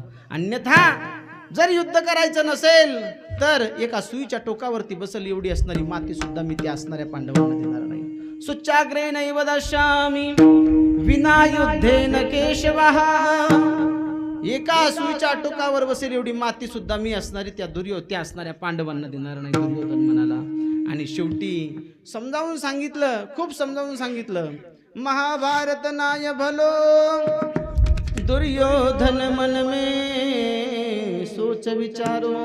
हे दुर्योधना, महाभारत चांगलं नाही, याच्यामध्ये अनेक स्त्रिया विधवा होतील, अनेक पोरं असणारे पोरके होतील, म्हणून युद्ध करू नको. पण दुर्योधनाने ऐकलं नाही आणि शेवटी महाभारताला प्रारंभ झाला. आणि या महाभारतामध्ये अनेक मोठमोठे असणारे योद्धे त्या महाभारतामध्ये मारले गेले. त्या असणाऱ्या रणांगणामध्ये अनेकांच्या किंचाळ्या ऐकू येऊ लागल्या, रक्ताचे पूर वाहू लागले, असा भयानक परिस्थिती निर्माण झाली. असं युद्ध न भूतो न भविष्यती युद्ध असणारं त्या ठिकाणी झालं. पण विनंती केली भगवान परमात्म्याने, दुर्योधनाने ऐकलं नाही. दुर्योधन म्हणाला, देवा, जाऊ दे ना, पांडवाची बाजू काय घेता तुम्ही एवढी, तुम्ही खूप लांबून आलाय, तुम्ही जेवायसाठी चला. तुमच्यासाठी 56 प्रकारचा भोग त्या ठिकाणी बनवलाय, 56 प्रकारचा भोग बनवलाय. म्हणून तो 56 प्रकारचा भोग तुमच्यासाठी आहे, थंड होईल, चला जेवणासाठी, महाप्रसाद तयार आहे. भगवान परमात्मा म्हणतात, मी असं कोणाच्याही घरचं खात नाही, माझा विदुर काका माझी वाट बघतोय. आणि त्या विदुर काकाच्या घरी असणारं जाण्यासाठी भगवान परमात्मा निघतात. 56 प्रकारचा भोग त्याला लाथाळतात भगवान परमात्मा. आणि दुर्योधन म्हणतो, देवा, ज्या विदुर काकाचे खाण्याचे वांदे तो तुम्हाला काय खाऊ घालणार आहे देवा. पण भगवान परमात्मा म्हणतात नाही, माझ्या काकांनी मला आमंत्रण दिलंय आणि भगवान परमात्मा विदुरजीच्या घरी असणारे गेले. रथदारात आला आणि रथदारात आल्याबरोबर विदुर राणी असणारी भाव विभोर झाली. एवढा आनंद झाला, एवढा आनंद झाला विदुर काकीला की तो आनंद गगनामध्ये मावेन असा झाला. आणि विदुर काकी भगवान परमात्म्याचं यथोचित असणारं स्वागत केलं. बसण्यासाठी चटई देऊ लागली. विदुर काकी भगवान परमात्म्याला पण भाव विभोर झाली होती.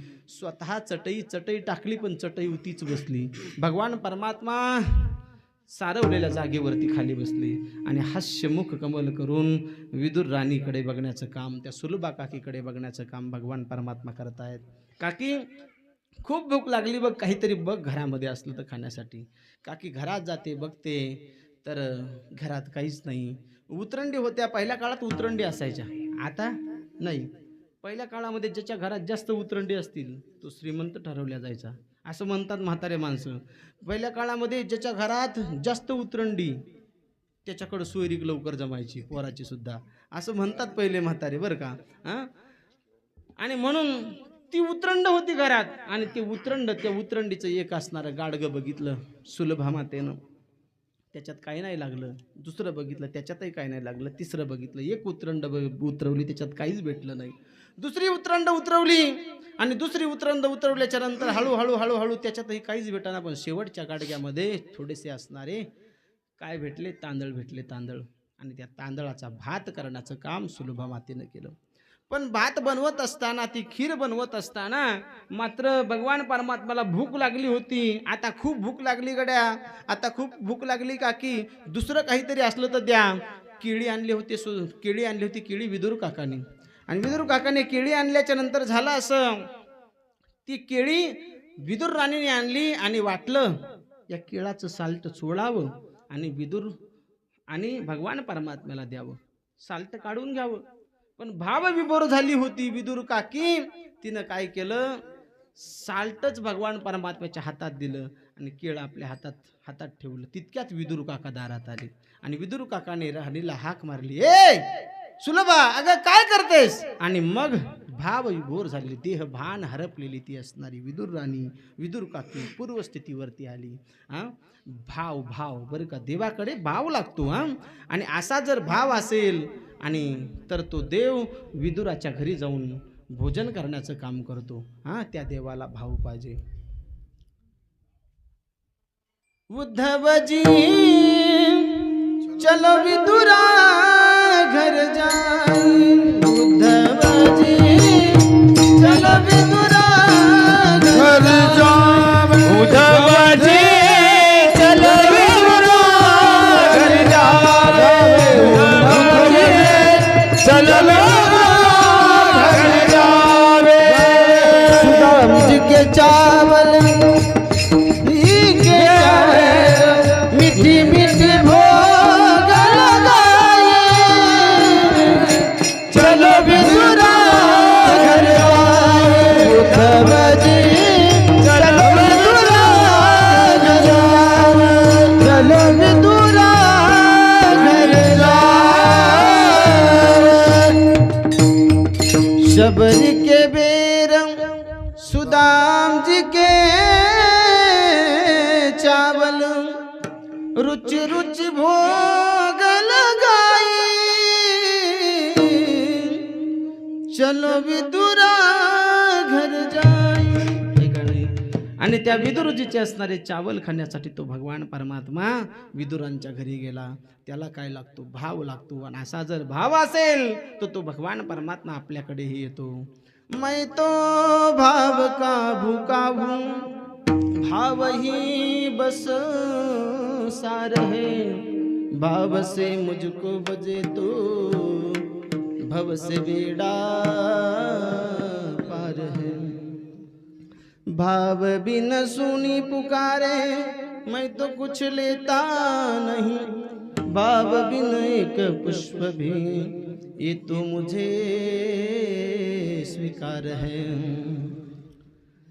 कौन कहते हैं भगवान खाते नहीं, माँ यशोदा की तरह तुम खिलाते नहीं. कौन कहते हैं भगवान सोते नहीं, नहीं, राधा मैया की तरह, यशोदा मैया की तरह तुम सुलाते नहीं. कोण म्हणतो तो भगवान परमात्मा येत नाही, तो येतो, पण त्याच्यासाठी भाव पाहिजे. देव भावाचा भुकेला, देव भावाचा भुकेला,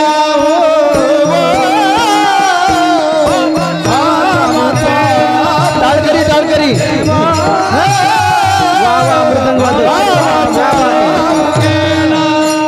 हाती दुष्काळ तयाला, हाती दुष्काळ तयाला, देव भावाचा भुकेला भुकेला ओ, भावाचा भुकेला भुकेला केला, हाची दुष्काळ तयाला. म्हणून त्या देवाला भाव लागतो, भाव.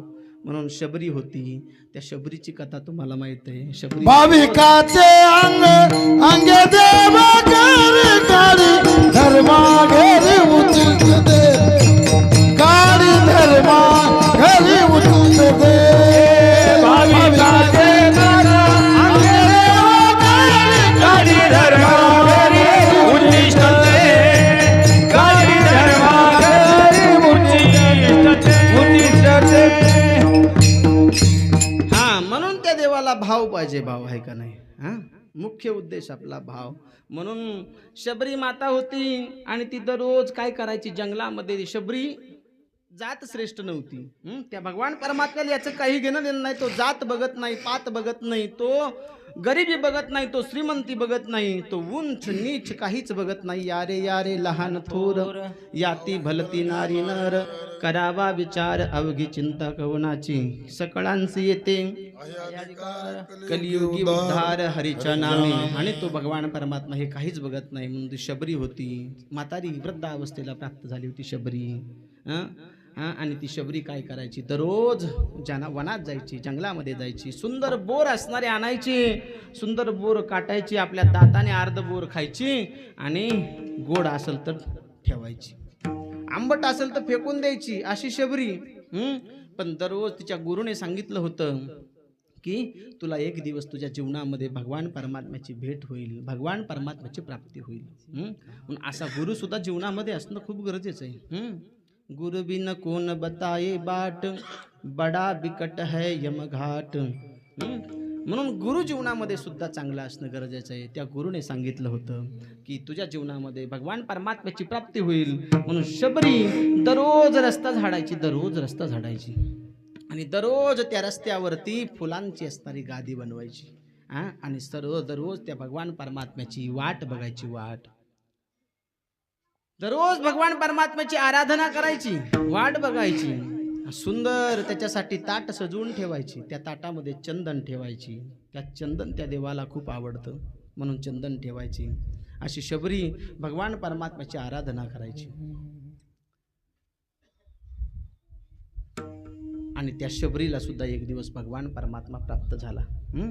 म्हणून महाराज मला सांगायचं की भाव पाहिजे, आणि असा जर भाव असेल, गुरुचरणी ठेविता भाव, गुरुचरणी ठेविता भाव, गुरुचरणी ठेविता भाव, गुरुचरणी ठेविता भाव. आपे आप भेटे देव, आपे आप भेटे देव, मनोने गुरु शिव बजावे, मनोने गुरु से बजावे.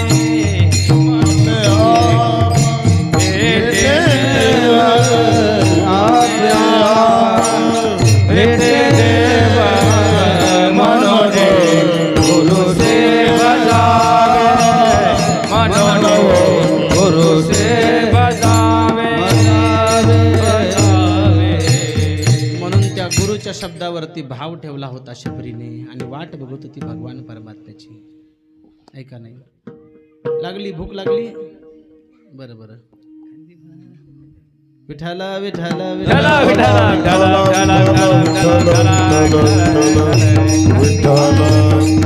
प्रभूला विनंती करायची.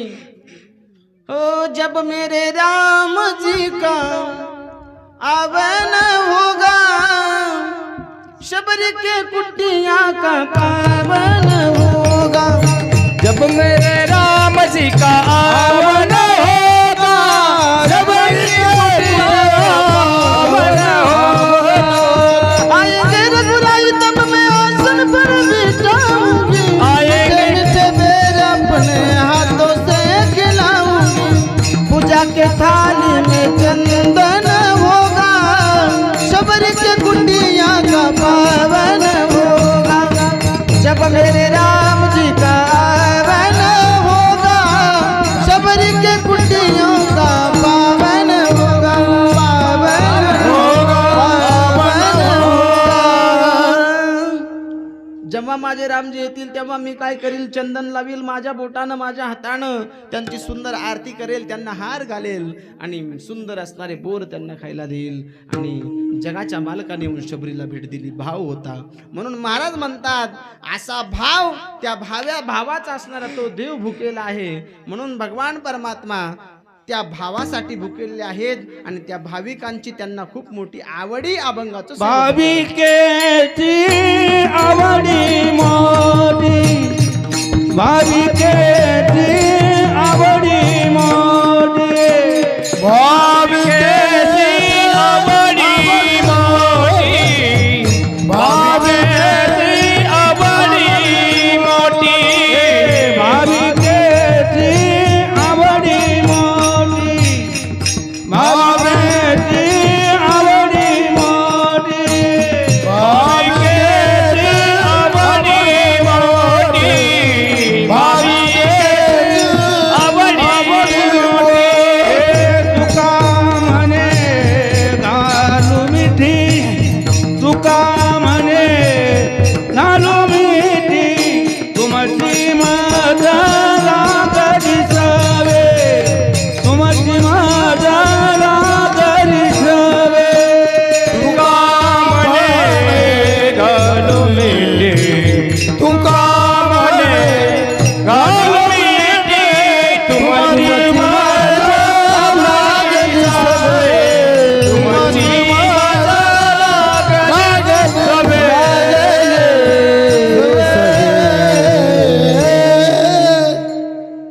एकदा वारकरी संप्रदायाच्या नियमाप्रमाणे रखुमाई जय जय रखुमाई, अब रखुमाई, रखुमाई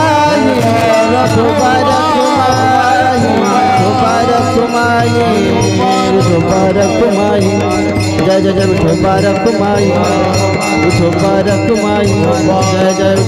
रखुमाई जय जय रखुमाई, जय जय जय जय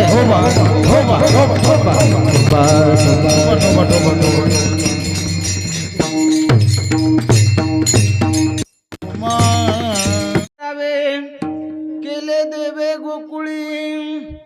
कोणतं कोणतं चरित्र केलं त्या देवानं. रांगत रंगणी चोरीत लोणी, जाऊन धरती गवळणी व कृष्ण आळवा बघ परतोनी मागे सारा कृष्ण आळवा. ऐका नाही ते चरित्र उच्चारायचे, त्याच्या खेळाचं चरित्र उच्चारायचं. रांगत असतानापासून त्यांनी चरित्राला प्रारंभ केली. अनेक त्याच्या खोड्या, अनेक त्याच्या लीला, त्या लीलांचं वर्णन, त्या चरित्राचं वर्णन आपल्याला 10-15 मिनिटात बघायचंय. भूक सगळ्याला लागली, मला माहिती आहे, मला सुद्धा भूक लागली, पण आम्ही प्यायला सुरू केली. हरिनामामृताचा रस पिण्यासाठी आम्ही चालू केलाय, म्हणून आम्हाला भूक लागत नाही शक्यतो, बरं का. तुम्ही म्हणताना प्यायला म्हणजे तसं नाही बरं का काही. असं काही बी म्हणू नका. काल्याचं कीर्तन चालू आहे, होय का नाही बाळासाहेब भाऊ. म्हणून जो हरिनामाचा रस पितो ना त्याला भूक शक्यतो लागत नाही. थोडं थांबा, 5-10 मिनिटं थांबा महाराज. ऐका नाही, आपल्याला असणारा तो हरिनामाचा प्रसाद सुद्धा सेवन करायचा आहे. विठ्ठला विठ्ठला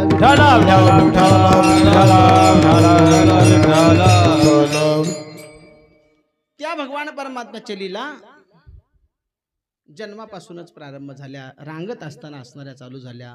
मथुरेत जन्म झाला, गोकुळामध्ये तो वाढला आणि थोडा थोडा भगवान परमात्मा मोठा झाला आणि मोठा झाल्याबरोबर गोपिकांच्या घरी भगवान परमात्मा जाऊ लागला. गोपिकांच्या घरी भगवान परमात्मा जात असताना मात्र छोट्या छोट्या खोड्याला भगवान परमात्म्याने प्रारंभ केला. झालं काय म्हणे, एकदा एका गोपिकाच्या घरी भगवान परमात्मा गेले आणि भगवान परमात्मा गेल्याच्या नंतर झालं असं, त्या गोपिकाच्या घरी सत्यनारायणाची पूजा होती आणि सत्यनारायणाची पूजा असताना त्या गोपिकाने सुंदर आपलं घरदार अंगण स्वच्छ केलं होतं, सडा समार्जन केलं होतं, सुंदर रांगोळी केली होती, काढली होती, घराला तोरणं बांधलं होतं, अशी सुंदर असणारी घराची रंगरंगोटी केली होती, सुंदर असणारं त्या ठिकाणी पाट मांडला होता आणि पाटावरती आता सत्यनारायणाचा फोटो ठेवायचा होता. तितक्यात भगवान परमात्मा गोपिकाच्या घरी गेले आणि गोपिकाच्या घरी गेले आणि गोपिकाला म्हटली, ओ काकी, काय आहे तुमच्या घरी आज?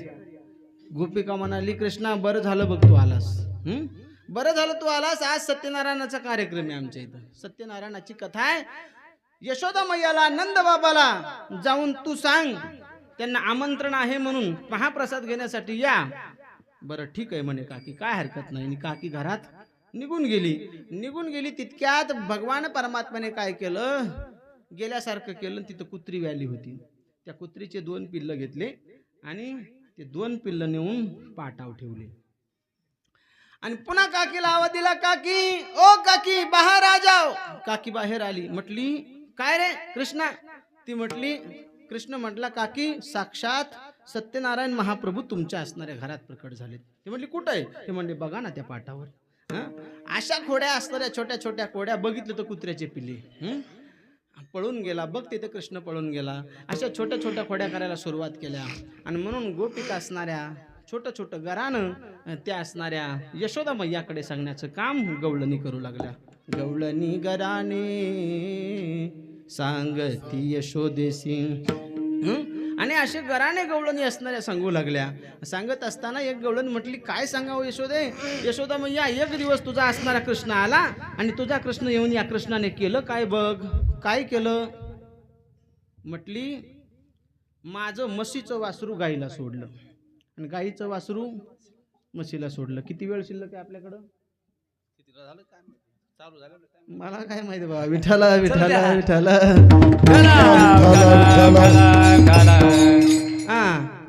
म्हशीचं वासरू गाईला सोडलं, गाईचं वासरू म्हशीला सोडलं. बरं झालं का म्हणे असं? दुसऱ्या दिवशी हा आला. मी ह्याला म्हणलं, कृष्णा, तेवढं गाईचं वासरू सोड बरं, गाईची धार काढण्यासाठी मी बसणार होते. याला म्हटले, तेवढं गाईचं वासरू सोड बरं. तो म्हटला, मी का त्या बापाचा नोकर आहे का? असा कृष्ण. अशा छोट्या छोट्या गोड्या गोपिका सांगू लागल्या. एक गोपिका आली, ती म्हटली, काय झालं? एक दिवस हा माझ्या घरी आला, याने दही दूध तूप लोणी चोरून माझ्या घरचं खायचं काम केलं आणि चोरून खाल्ल्याच्या नंतर झालं असं, दुसऱ्या दिवशी आला. मी म्हटलं, चोरण्यापेक्षा मी स्वतः दिलं तर काय हरकत आहे, म्हणून मी स्वतः त्याला दही दूध तूप लोणी द्यायचं काम करू लागले. खा कृष्णा. तो म्हटला, मी काय भिकारी दिसतो का तुला? नंद बाबाचा, नंद राजाचा मुलगा आहे मी. असा बघ म्हणे तुझा कृष्ण. त्याच्यासोबत वागावंच कसं कळत नाही. एक गोपिका म्हणाली, यशोदा मैया, माझ्या घरी गाय नाही, म्हैसही नाही आणि हा आमच्या घरी एक दिवस दही दूध तूप लोणी खाण्यासाठी आला. सगळ्या घरात यानं बघितलं पण कुठे त्याला दही दूध तूप लोणी भेटलं नाही. आणि नाही भेटल्याच्या नंतर झाला असं, याला राग आला.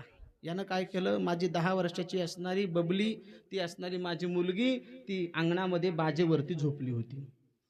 या तुझ्या कृष्णाने काय केलं, गेला आणि तिचे केस असणारे बाजेच्या सुंबेला बांधले आणि तिच्या कानामध्ये मोठ्याने ओरडला, हव्वा. आणि हा तुझा कृष्ण पळून गेला. अशा तुझ्या कृष्णाच्या छोट्या छोट्या खोड्यात बघ. यशोदा मैया म्हणली, कृष्णा, आजपासून कोणाच्या घरी जायचं नाही. मोठ्याच्या लेकराला लोक जास्त नाव ठेवत असतात. कृष्णा, आजपासून कुठे जायचं नाही, कोणाला बोलायचं नाही, कोणाच्या घरी जायचं नाही. कृष्णा, तुला मी ताकीद करते, घरी कुणाच्या जाऊ नको. काना तुला मी ताकीद करते घरी कुणाच्या जाऊ नको काना तुला मी ताकीद करते घरी कुणाच्या जाऊ नको रे कृष्णा तुला मी ताकीद करते घरी कुणाच्या जाऊ नको आली गवळण कपटी राधा तिच्या सवे तू राहू नको कृष्णा तुला मी ताकीद करते घरी कुणाच्या जाऊ नको कृष्णा तुला मी ताकीद करते घरी कुणाच्या जाऊ नको सांगितलं कोणाच्याच घरी आजपासून जायचं नाही कृष्ण म्हणाला मैया राधेच्या घरी जाऊ दे ना बरं काकुळ ती येऊन म्हटला कृष्ण यशोदा मैयाला राधेच्या घरी जाऊ दे पण यशोदा मैया म्हटली राधेच्या सुद्धा घरी जायचं नाही हा कारण राधा कशी म्हटलंय आली गवळण कपटी राधा तिच्या सवे तू राहू नको कृष्णा तुला मी ताकीद करते घरी कुणाच्या जाऊ नको कोणाच्या घरी गेलं नाही पाहिजे बरं का अशोक महाराज हा नसल्याला आळ येतो कधी कधी माणसावर म्हणून यशोदा मैयाने सांगितलं तू नाहीच गेला तर कोणी तुझ्या आळ घेईल का तू म्हणतो ना आळ घेतात माझ्यावरती कुबांड घेती माझ्यावरी आहे का नाही म्हणून जायचं नाही आणि म्हणून भगवान परमात्म्याने ठरवलं आजपासून कोणाच्या घरी जायचं नाही 4 दिवस झाले 5 दिवस झाले गोपिका वाट बघत होते आता तर येईल 6 दिवस झाले 7 दिवस झाले 8 दिवस झाले पण भगवान परमात्म्याचं मुख कमल कोणाला दिसलं नाही आणि ज्या भगवान परमात्म्यासाठी ज्या गोपिकांनी या गोकुळामध्ये या वृंदावनाच्या भूमीमध्ये अवतार घेतला त्या गोपिकांना आज भगवान परमात्म्याचं मुखकमल दिसत नाही ज्यांनी स्वर्ग सोडला आणि या ठिकाणी आल्या सर्वसामान्य नाहीत महाराज गोपिका गोपिका ह्या असणाऱ्या काही रुचा आहेत काही वेद आहेत अशा असणाऱ्या गोपिका आहेत आणि या गोपिका असणाऱ्या त्यांना राहावं असं झालं आणि एक गोपिका असणारी पुन्हा यशोदा मातेकडे आली यशोदा मातेला हाक मारली ए यशोदे यशोदा मैया बाहेर आ जाओ बाहेर यशोदा मैया म्हटली आता काय झालं नेमकं यशोदा मैया बाहेर गेली आणि म्हटली काय झालंय ग ती म्हटली काय नाही यशोदा मैया माझ्या घरी उद्या पाहुणे येणार आहेत आणि म्हणून त्या पाहुण्याला येणार आहेत म्हणून सडा समार्जन करायचे सारून घ्यायचं सारून आता इथून पुढे सारून कशाला म्हणते कळणार नाही ऐका नाही हे तुम्ही आहेत तोपर्यंत ह्या सगळ्या गोष्टीत एवढी पिढी याच्यानंतर जात कशाला म्हणते कळणार नाही उखळ कशाला म्हणतात हे कळणार नाही पहिल्या काळामध्ये दळण दळल्या जायचं पुन्हा कांडल्या जायचं आता कांडणं कशाला म्हणतात हे माहित नाही माहिती का कोणाला कांडणं भांडणं हे माहिती ह्या गोष्टी शिल्लक म्हणजे ह्या लोप पावणार आहेत आता बरं का आणि म्हणून सडा समार्जन करण्यासाठी गाईचं शेण मागितलं गाईचं हिच्या घरी नव्हतं का गाईचं शेण पण म्हटली एकच गाय आहे माझ्याकडं म्हणून जास्त शेण पाहिजे यशोदा माया म्हटली मग त्यात काय मागायचं जाणं घेऊन किती घ्यायचं तेवढं घेऊन जा आणि गोपिका असणारी गोठ्यामध्ये गेली गाईच्या गोशाळेमध्ये गेली आणि गोशाळेमध्ये गेल्याच्या नंतर मात्र झालं असं भगवान परमात्म्याला राहवलं नाही माझ्या खोड्या सांगतात होय आणि माझ्या इथून शेण घेऊन जातात भगवान परमात्म्याने खिडकीतून उडी मारली वाड्याच्या आणि गोशाळेमध्ये भगवान परमात्मा उभे राहिले येऊन ए ठेव म्हणे ते शेण ठेव खाली तुझ्या का बापाचं का म्हणे फुकट आजपासून कोणाला काही द्यायचं नाही फुकट दिलं तर त्याची किंमत कळत नाही म्हणून आजपासून अजिबात काही फुकट मागायला यायचं नाही गवळण म्हणाली गवळण हसायला लागली भगवान परमात्म्याचं मुख कमल असणारं त्या असणाऱ्या गवळणीने बघितलं स्मित हास्य असणारं त्या भगवान परमात्म्याचं मुख कमल बघितल्याबरोबर गवळण म्हणू लागली प्रभू मलाही माहित आहे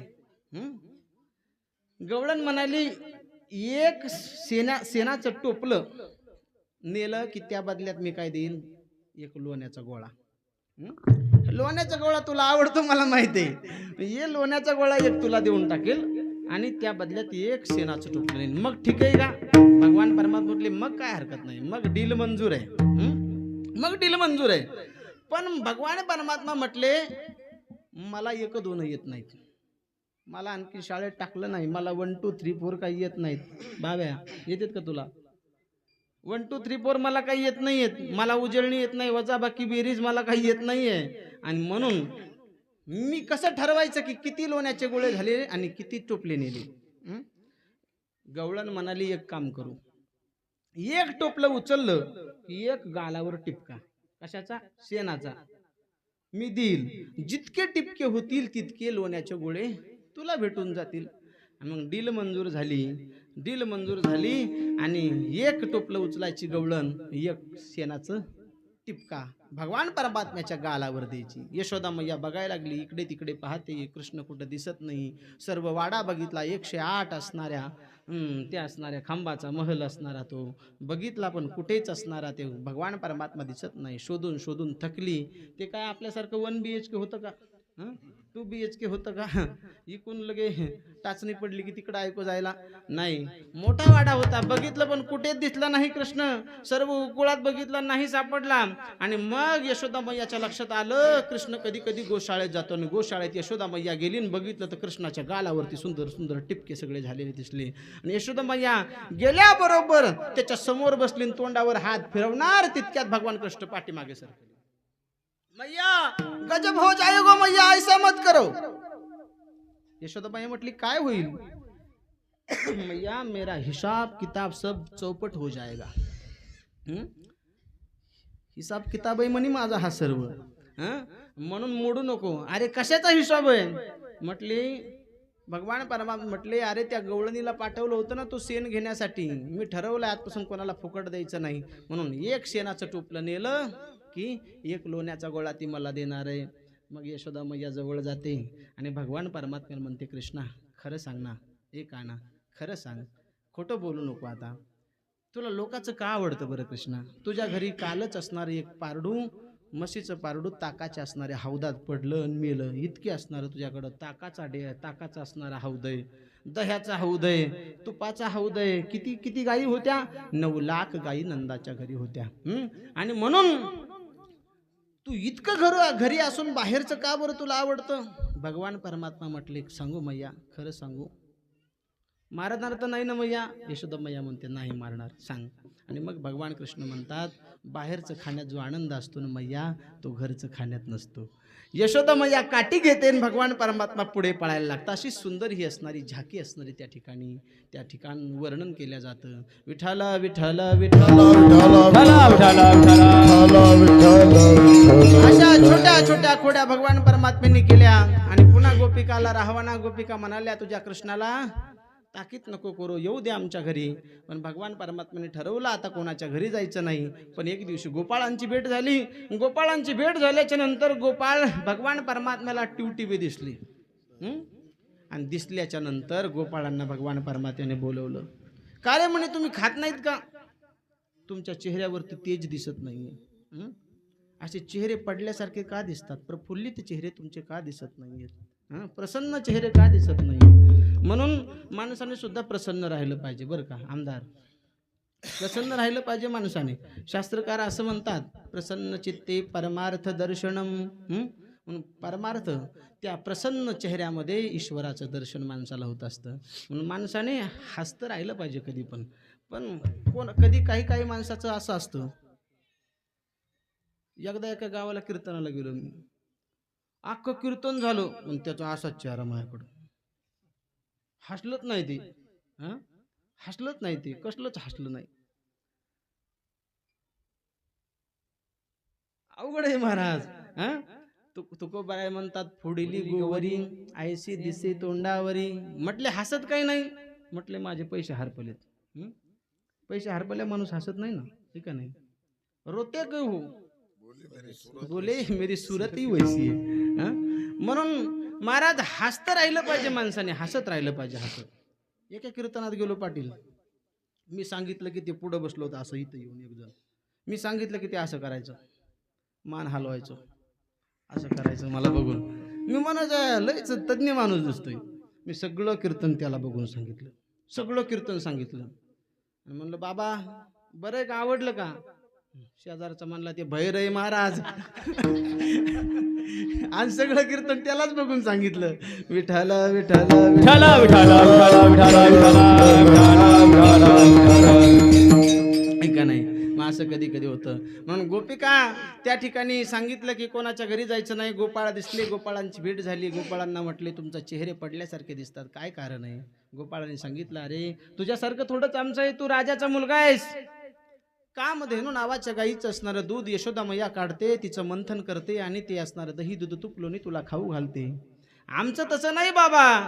आमचं कसं आहे, आमचं असणारं दही दूध तूप लोणी सगळं डेअरीला जातं. ढेरीला काहीच भेटत नाही. हां, सगळं डेअरीला जातं. मग भगवान परमात्मा म्हटले अरे गाई चारायच्या आपण, दूध काढायचं आपण, हां, आणि नेऊन द्यायचं मथुरेला, त्या कंसाच्या राज्यामध्ये नेऊन द्यायचं. हे कोणी शिकवलंय? म्हणून आपलं आपण खायचं. ते म्हटले खाऊ देत नाहीत. म्हटले मग चोरी करायची, चोरी. मग एक मंडळ स्थापन केलं, चौर्य विद्या प्रसारण मंडळ. आणि त्या मंडळाची स्थापना झाली. म्हटले 4-8 दिवस काय करा, घरच्या घरी चोरी करा. करताना खरं खरंच, पण ती होती दह्या दुधाची चोरी. आणि चोरी काही जणांची पकडल्या गेली, काही जणांची सक्सेस झाली. आणि म्हटले आता या गोकुळातल्या असणाऱ्या सगळ्या गवळणीच्या घरी चोरी करायला जायचं. अनेकांच्या घरी चोऱ्या केल्या, अनेकांच्या घरी चोऱ्या केल्या. आणि चोऱ्या केल्याच्या नंतर मात्र झालं असं, गोपिका सगळ्या गोपिका एक दिवस यशोदा मैयाकडे गेल्या. आणि सगळ्या गोपिका जाऊन यशोदा मैयाला असणाऱ्या घराणं सांगू लागल्या. आवरिया वरिया पुला काना नासियेल्या मुचा सुना, नासियेल्या मुचा सुना सुना, नासियेल्या मुचा सुना. हे आवरी आवरी पुला काना नासियेल्या मुचा सुना, नासियेल्या मुचा सुना, नासियेल्या मुचा सुना. अहो काय सांगायचं म्हणे, याने हद्द केली हद्द. याने चोऱ्यात चोऱ्या केल्या, पण याने अनेक कुटाने करण्यासाठी प्रारंभ केले. म्हणून आजपासून तुझा कृष्ण आमच्या घरी आला नाही पाहिजे. सांगितलं. एक कोल्हापूरची गवळण होती, ती म्हटली, ती गटाची अध्यक्ष होती. आणि तिने तर चॅलेंज दिलं. ती म्हणाली आजपासून कृष्णा सगळ्या गोपिकांच्या घरी तू असणार, चोरी केलीस पण माझ्या घरी करून दाखव, मग तुला सांगन कसं काय तर. आणि कृष्ण म्हटला, पोरांना इशारा केला, म्हटला हिचं पत्ता लिहून घ्या, घर नंबर, गल्ली नंबर, सगळं लिहून घ्या. आणि उद्या सकाळी हिच्याकडे सोंग येणार आहे म्हणे, आणि हिच्याकडे चोरी करायची. रात्री त्या गोपिकाच्या घरी असणारं चोरी करण्यासाठी भगवान परमात्मा गेले. आणि गेल्याच्या नंतर काय केलं भगवान परमात्म्याने, दही दूध तूप लोणी सुंदर खाल्लं. आणि त्या गोपिकेची काय केलं, नवऱ्याची दाढी वाढली होती त्या गोपाळाची, त्याची दाढी आणि हिची वेणी दोघाची गाठ बांधली. दोघाची गाठ बांधली. सकाळी सकाळी 4 वाजता धार काढण्यासाठी गोपाळ उठला. गवळी उठला. आणि उठल्याबरोबर काय झालं, दाढीला झटका बसला बाबा. दाढीला झटका बसल्याबरोबर तो म्हणाला, ए तुला काय वाटतं की नाही, या 40, 45, 50च्या वयात सुद्धा येड्यावानी करतेस. मस्त भवनिया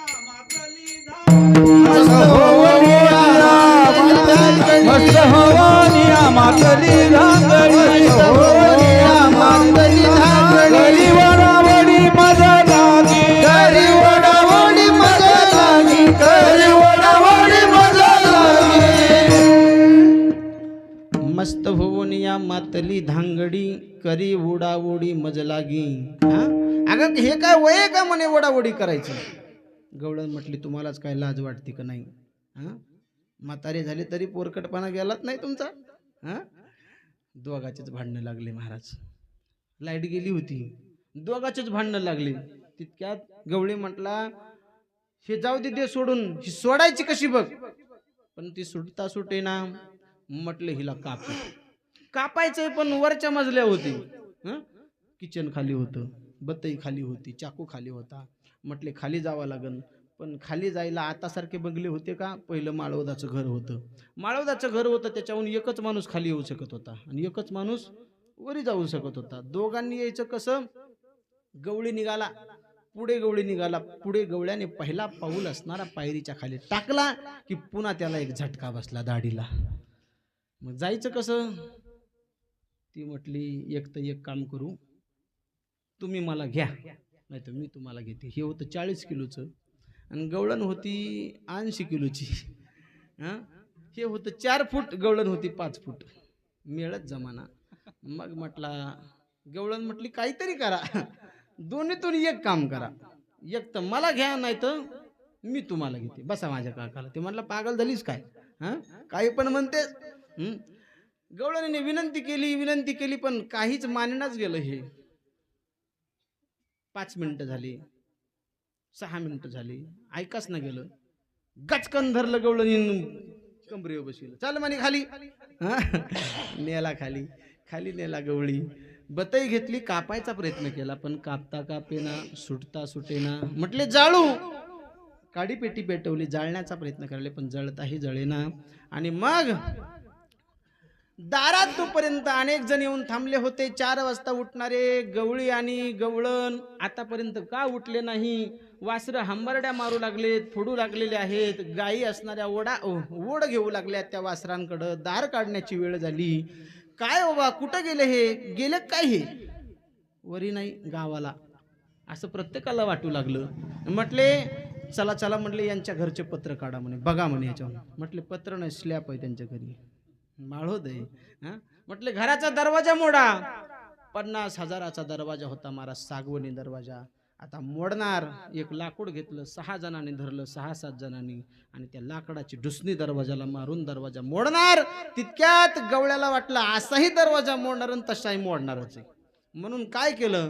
गवळ्यांनी कडी उघडली. कडी उघडल्याबरोबर गोपाळांना भगवान परमात्माने सांगितलं होतं की उद्या सोंग येणार आहे आपल्या गावात, वाजवायला बोलिलं होतं बरं का अनेकांना.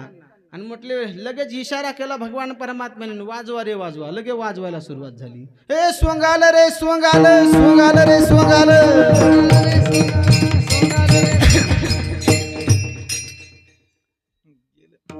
गेलं ना सोंग, तरी वाजवणार तुम्ही, ऐका नाही. आणि सोंग आलं, वाजवायला सुरुवात झाली महाराज.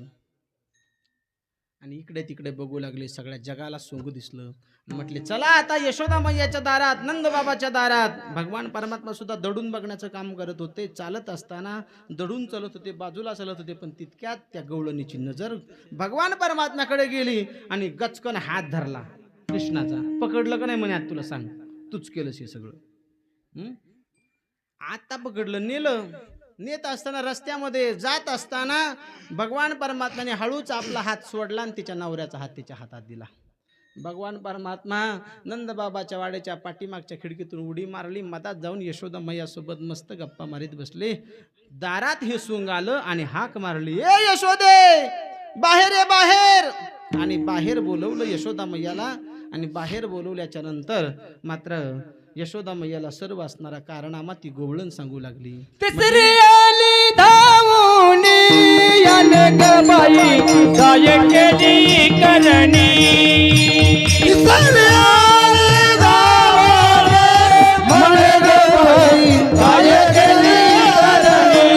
पतीची दाळ माजविली, तुईची गाठ बांधोनी.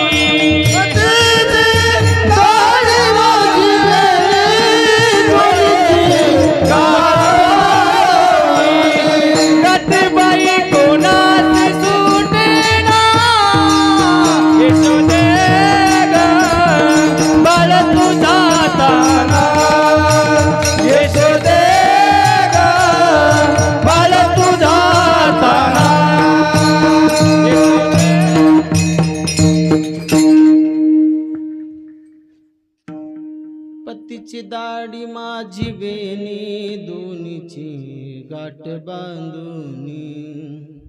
गाठग बाई कुणासी सुटे ना यशोदे बाळ तुझा काना. सांगितलं यशोदा मैयाला पतीची दाढी आणि माझी वेण या दोन्हींची गाठ बांधली. यशोदा मैया म्हटली यानेच बांधली कसं काय, तू कशावरून म्हणते की यानेच बांधली. ती म्हटली ही कापाना बी, ही सुटाना बी, ही जळाना बी.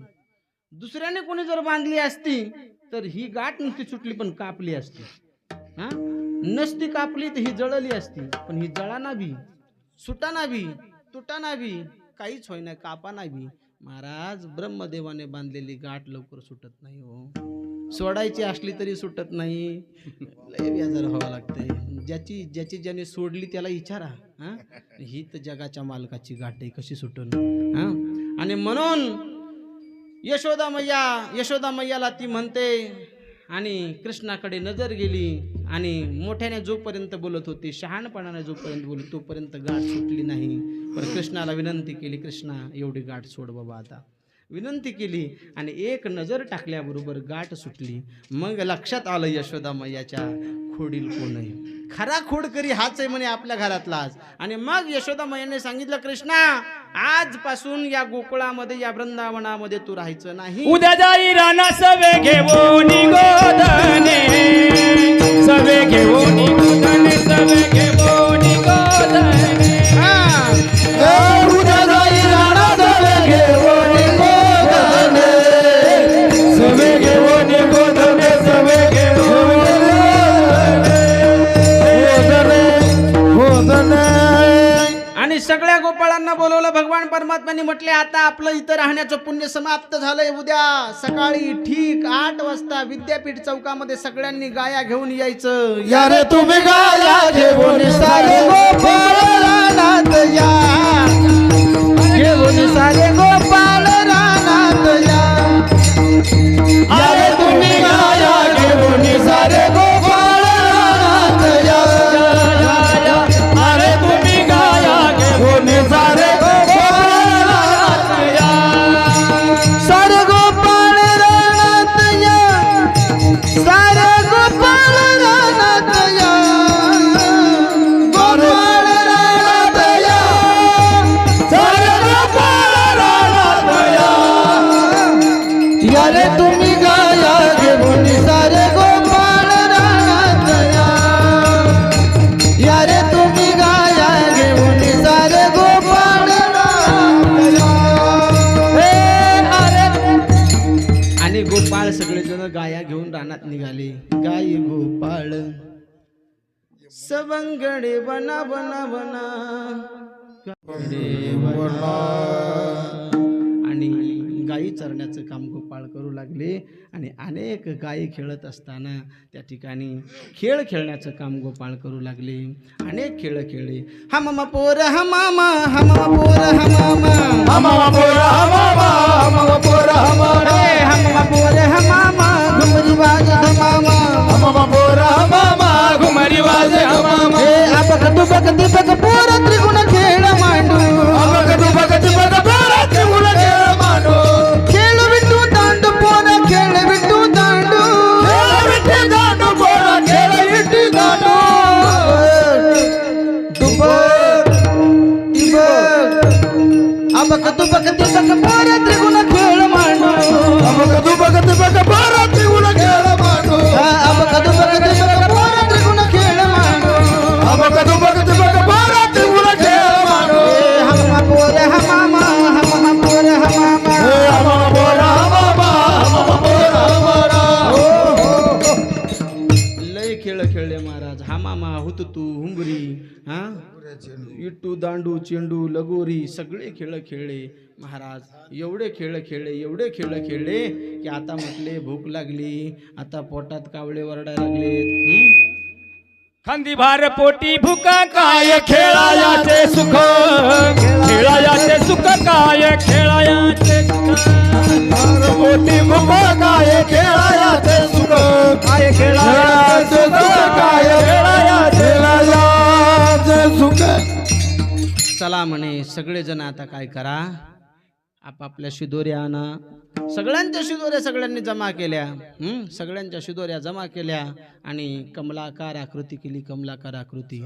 एक एक गोपाळ, एक एक कृष्ण अशी असणार कमलाकार आकृती निर्माण केली. आणि पहा, हे दोन प्रसंग अत्यंत पवित्र आहेत. का पवित्र त्याचं कारण तुम्हाला सांगतो.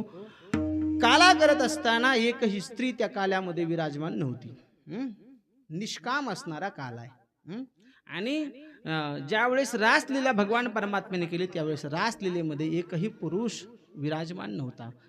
म्हणून काला हा प्रसंग आणि रासलीला हे दोन प्रसंग अत्यंत असणारे पवित्र आहेत. लक्ष इकडे द्या, बोलू नका, नंतर बोला 5 मिनिटाच्या नंतर. विठ्ठल विठ्ठल विठ्ठल. आणि असा काला करण्यासाठी सगळे गोपाळ एकत्रित झाले. आपल्या शिदोऱ्या सगळ्यांनी सोडल्या.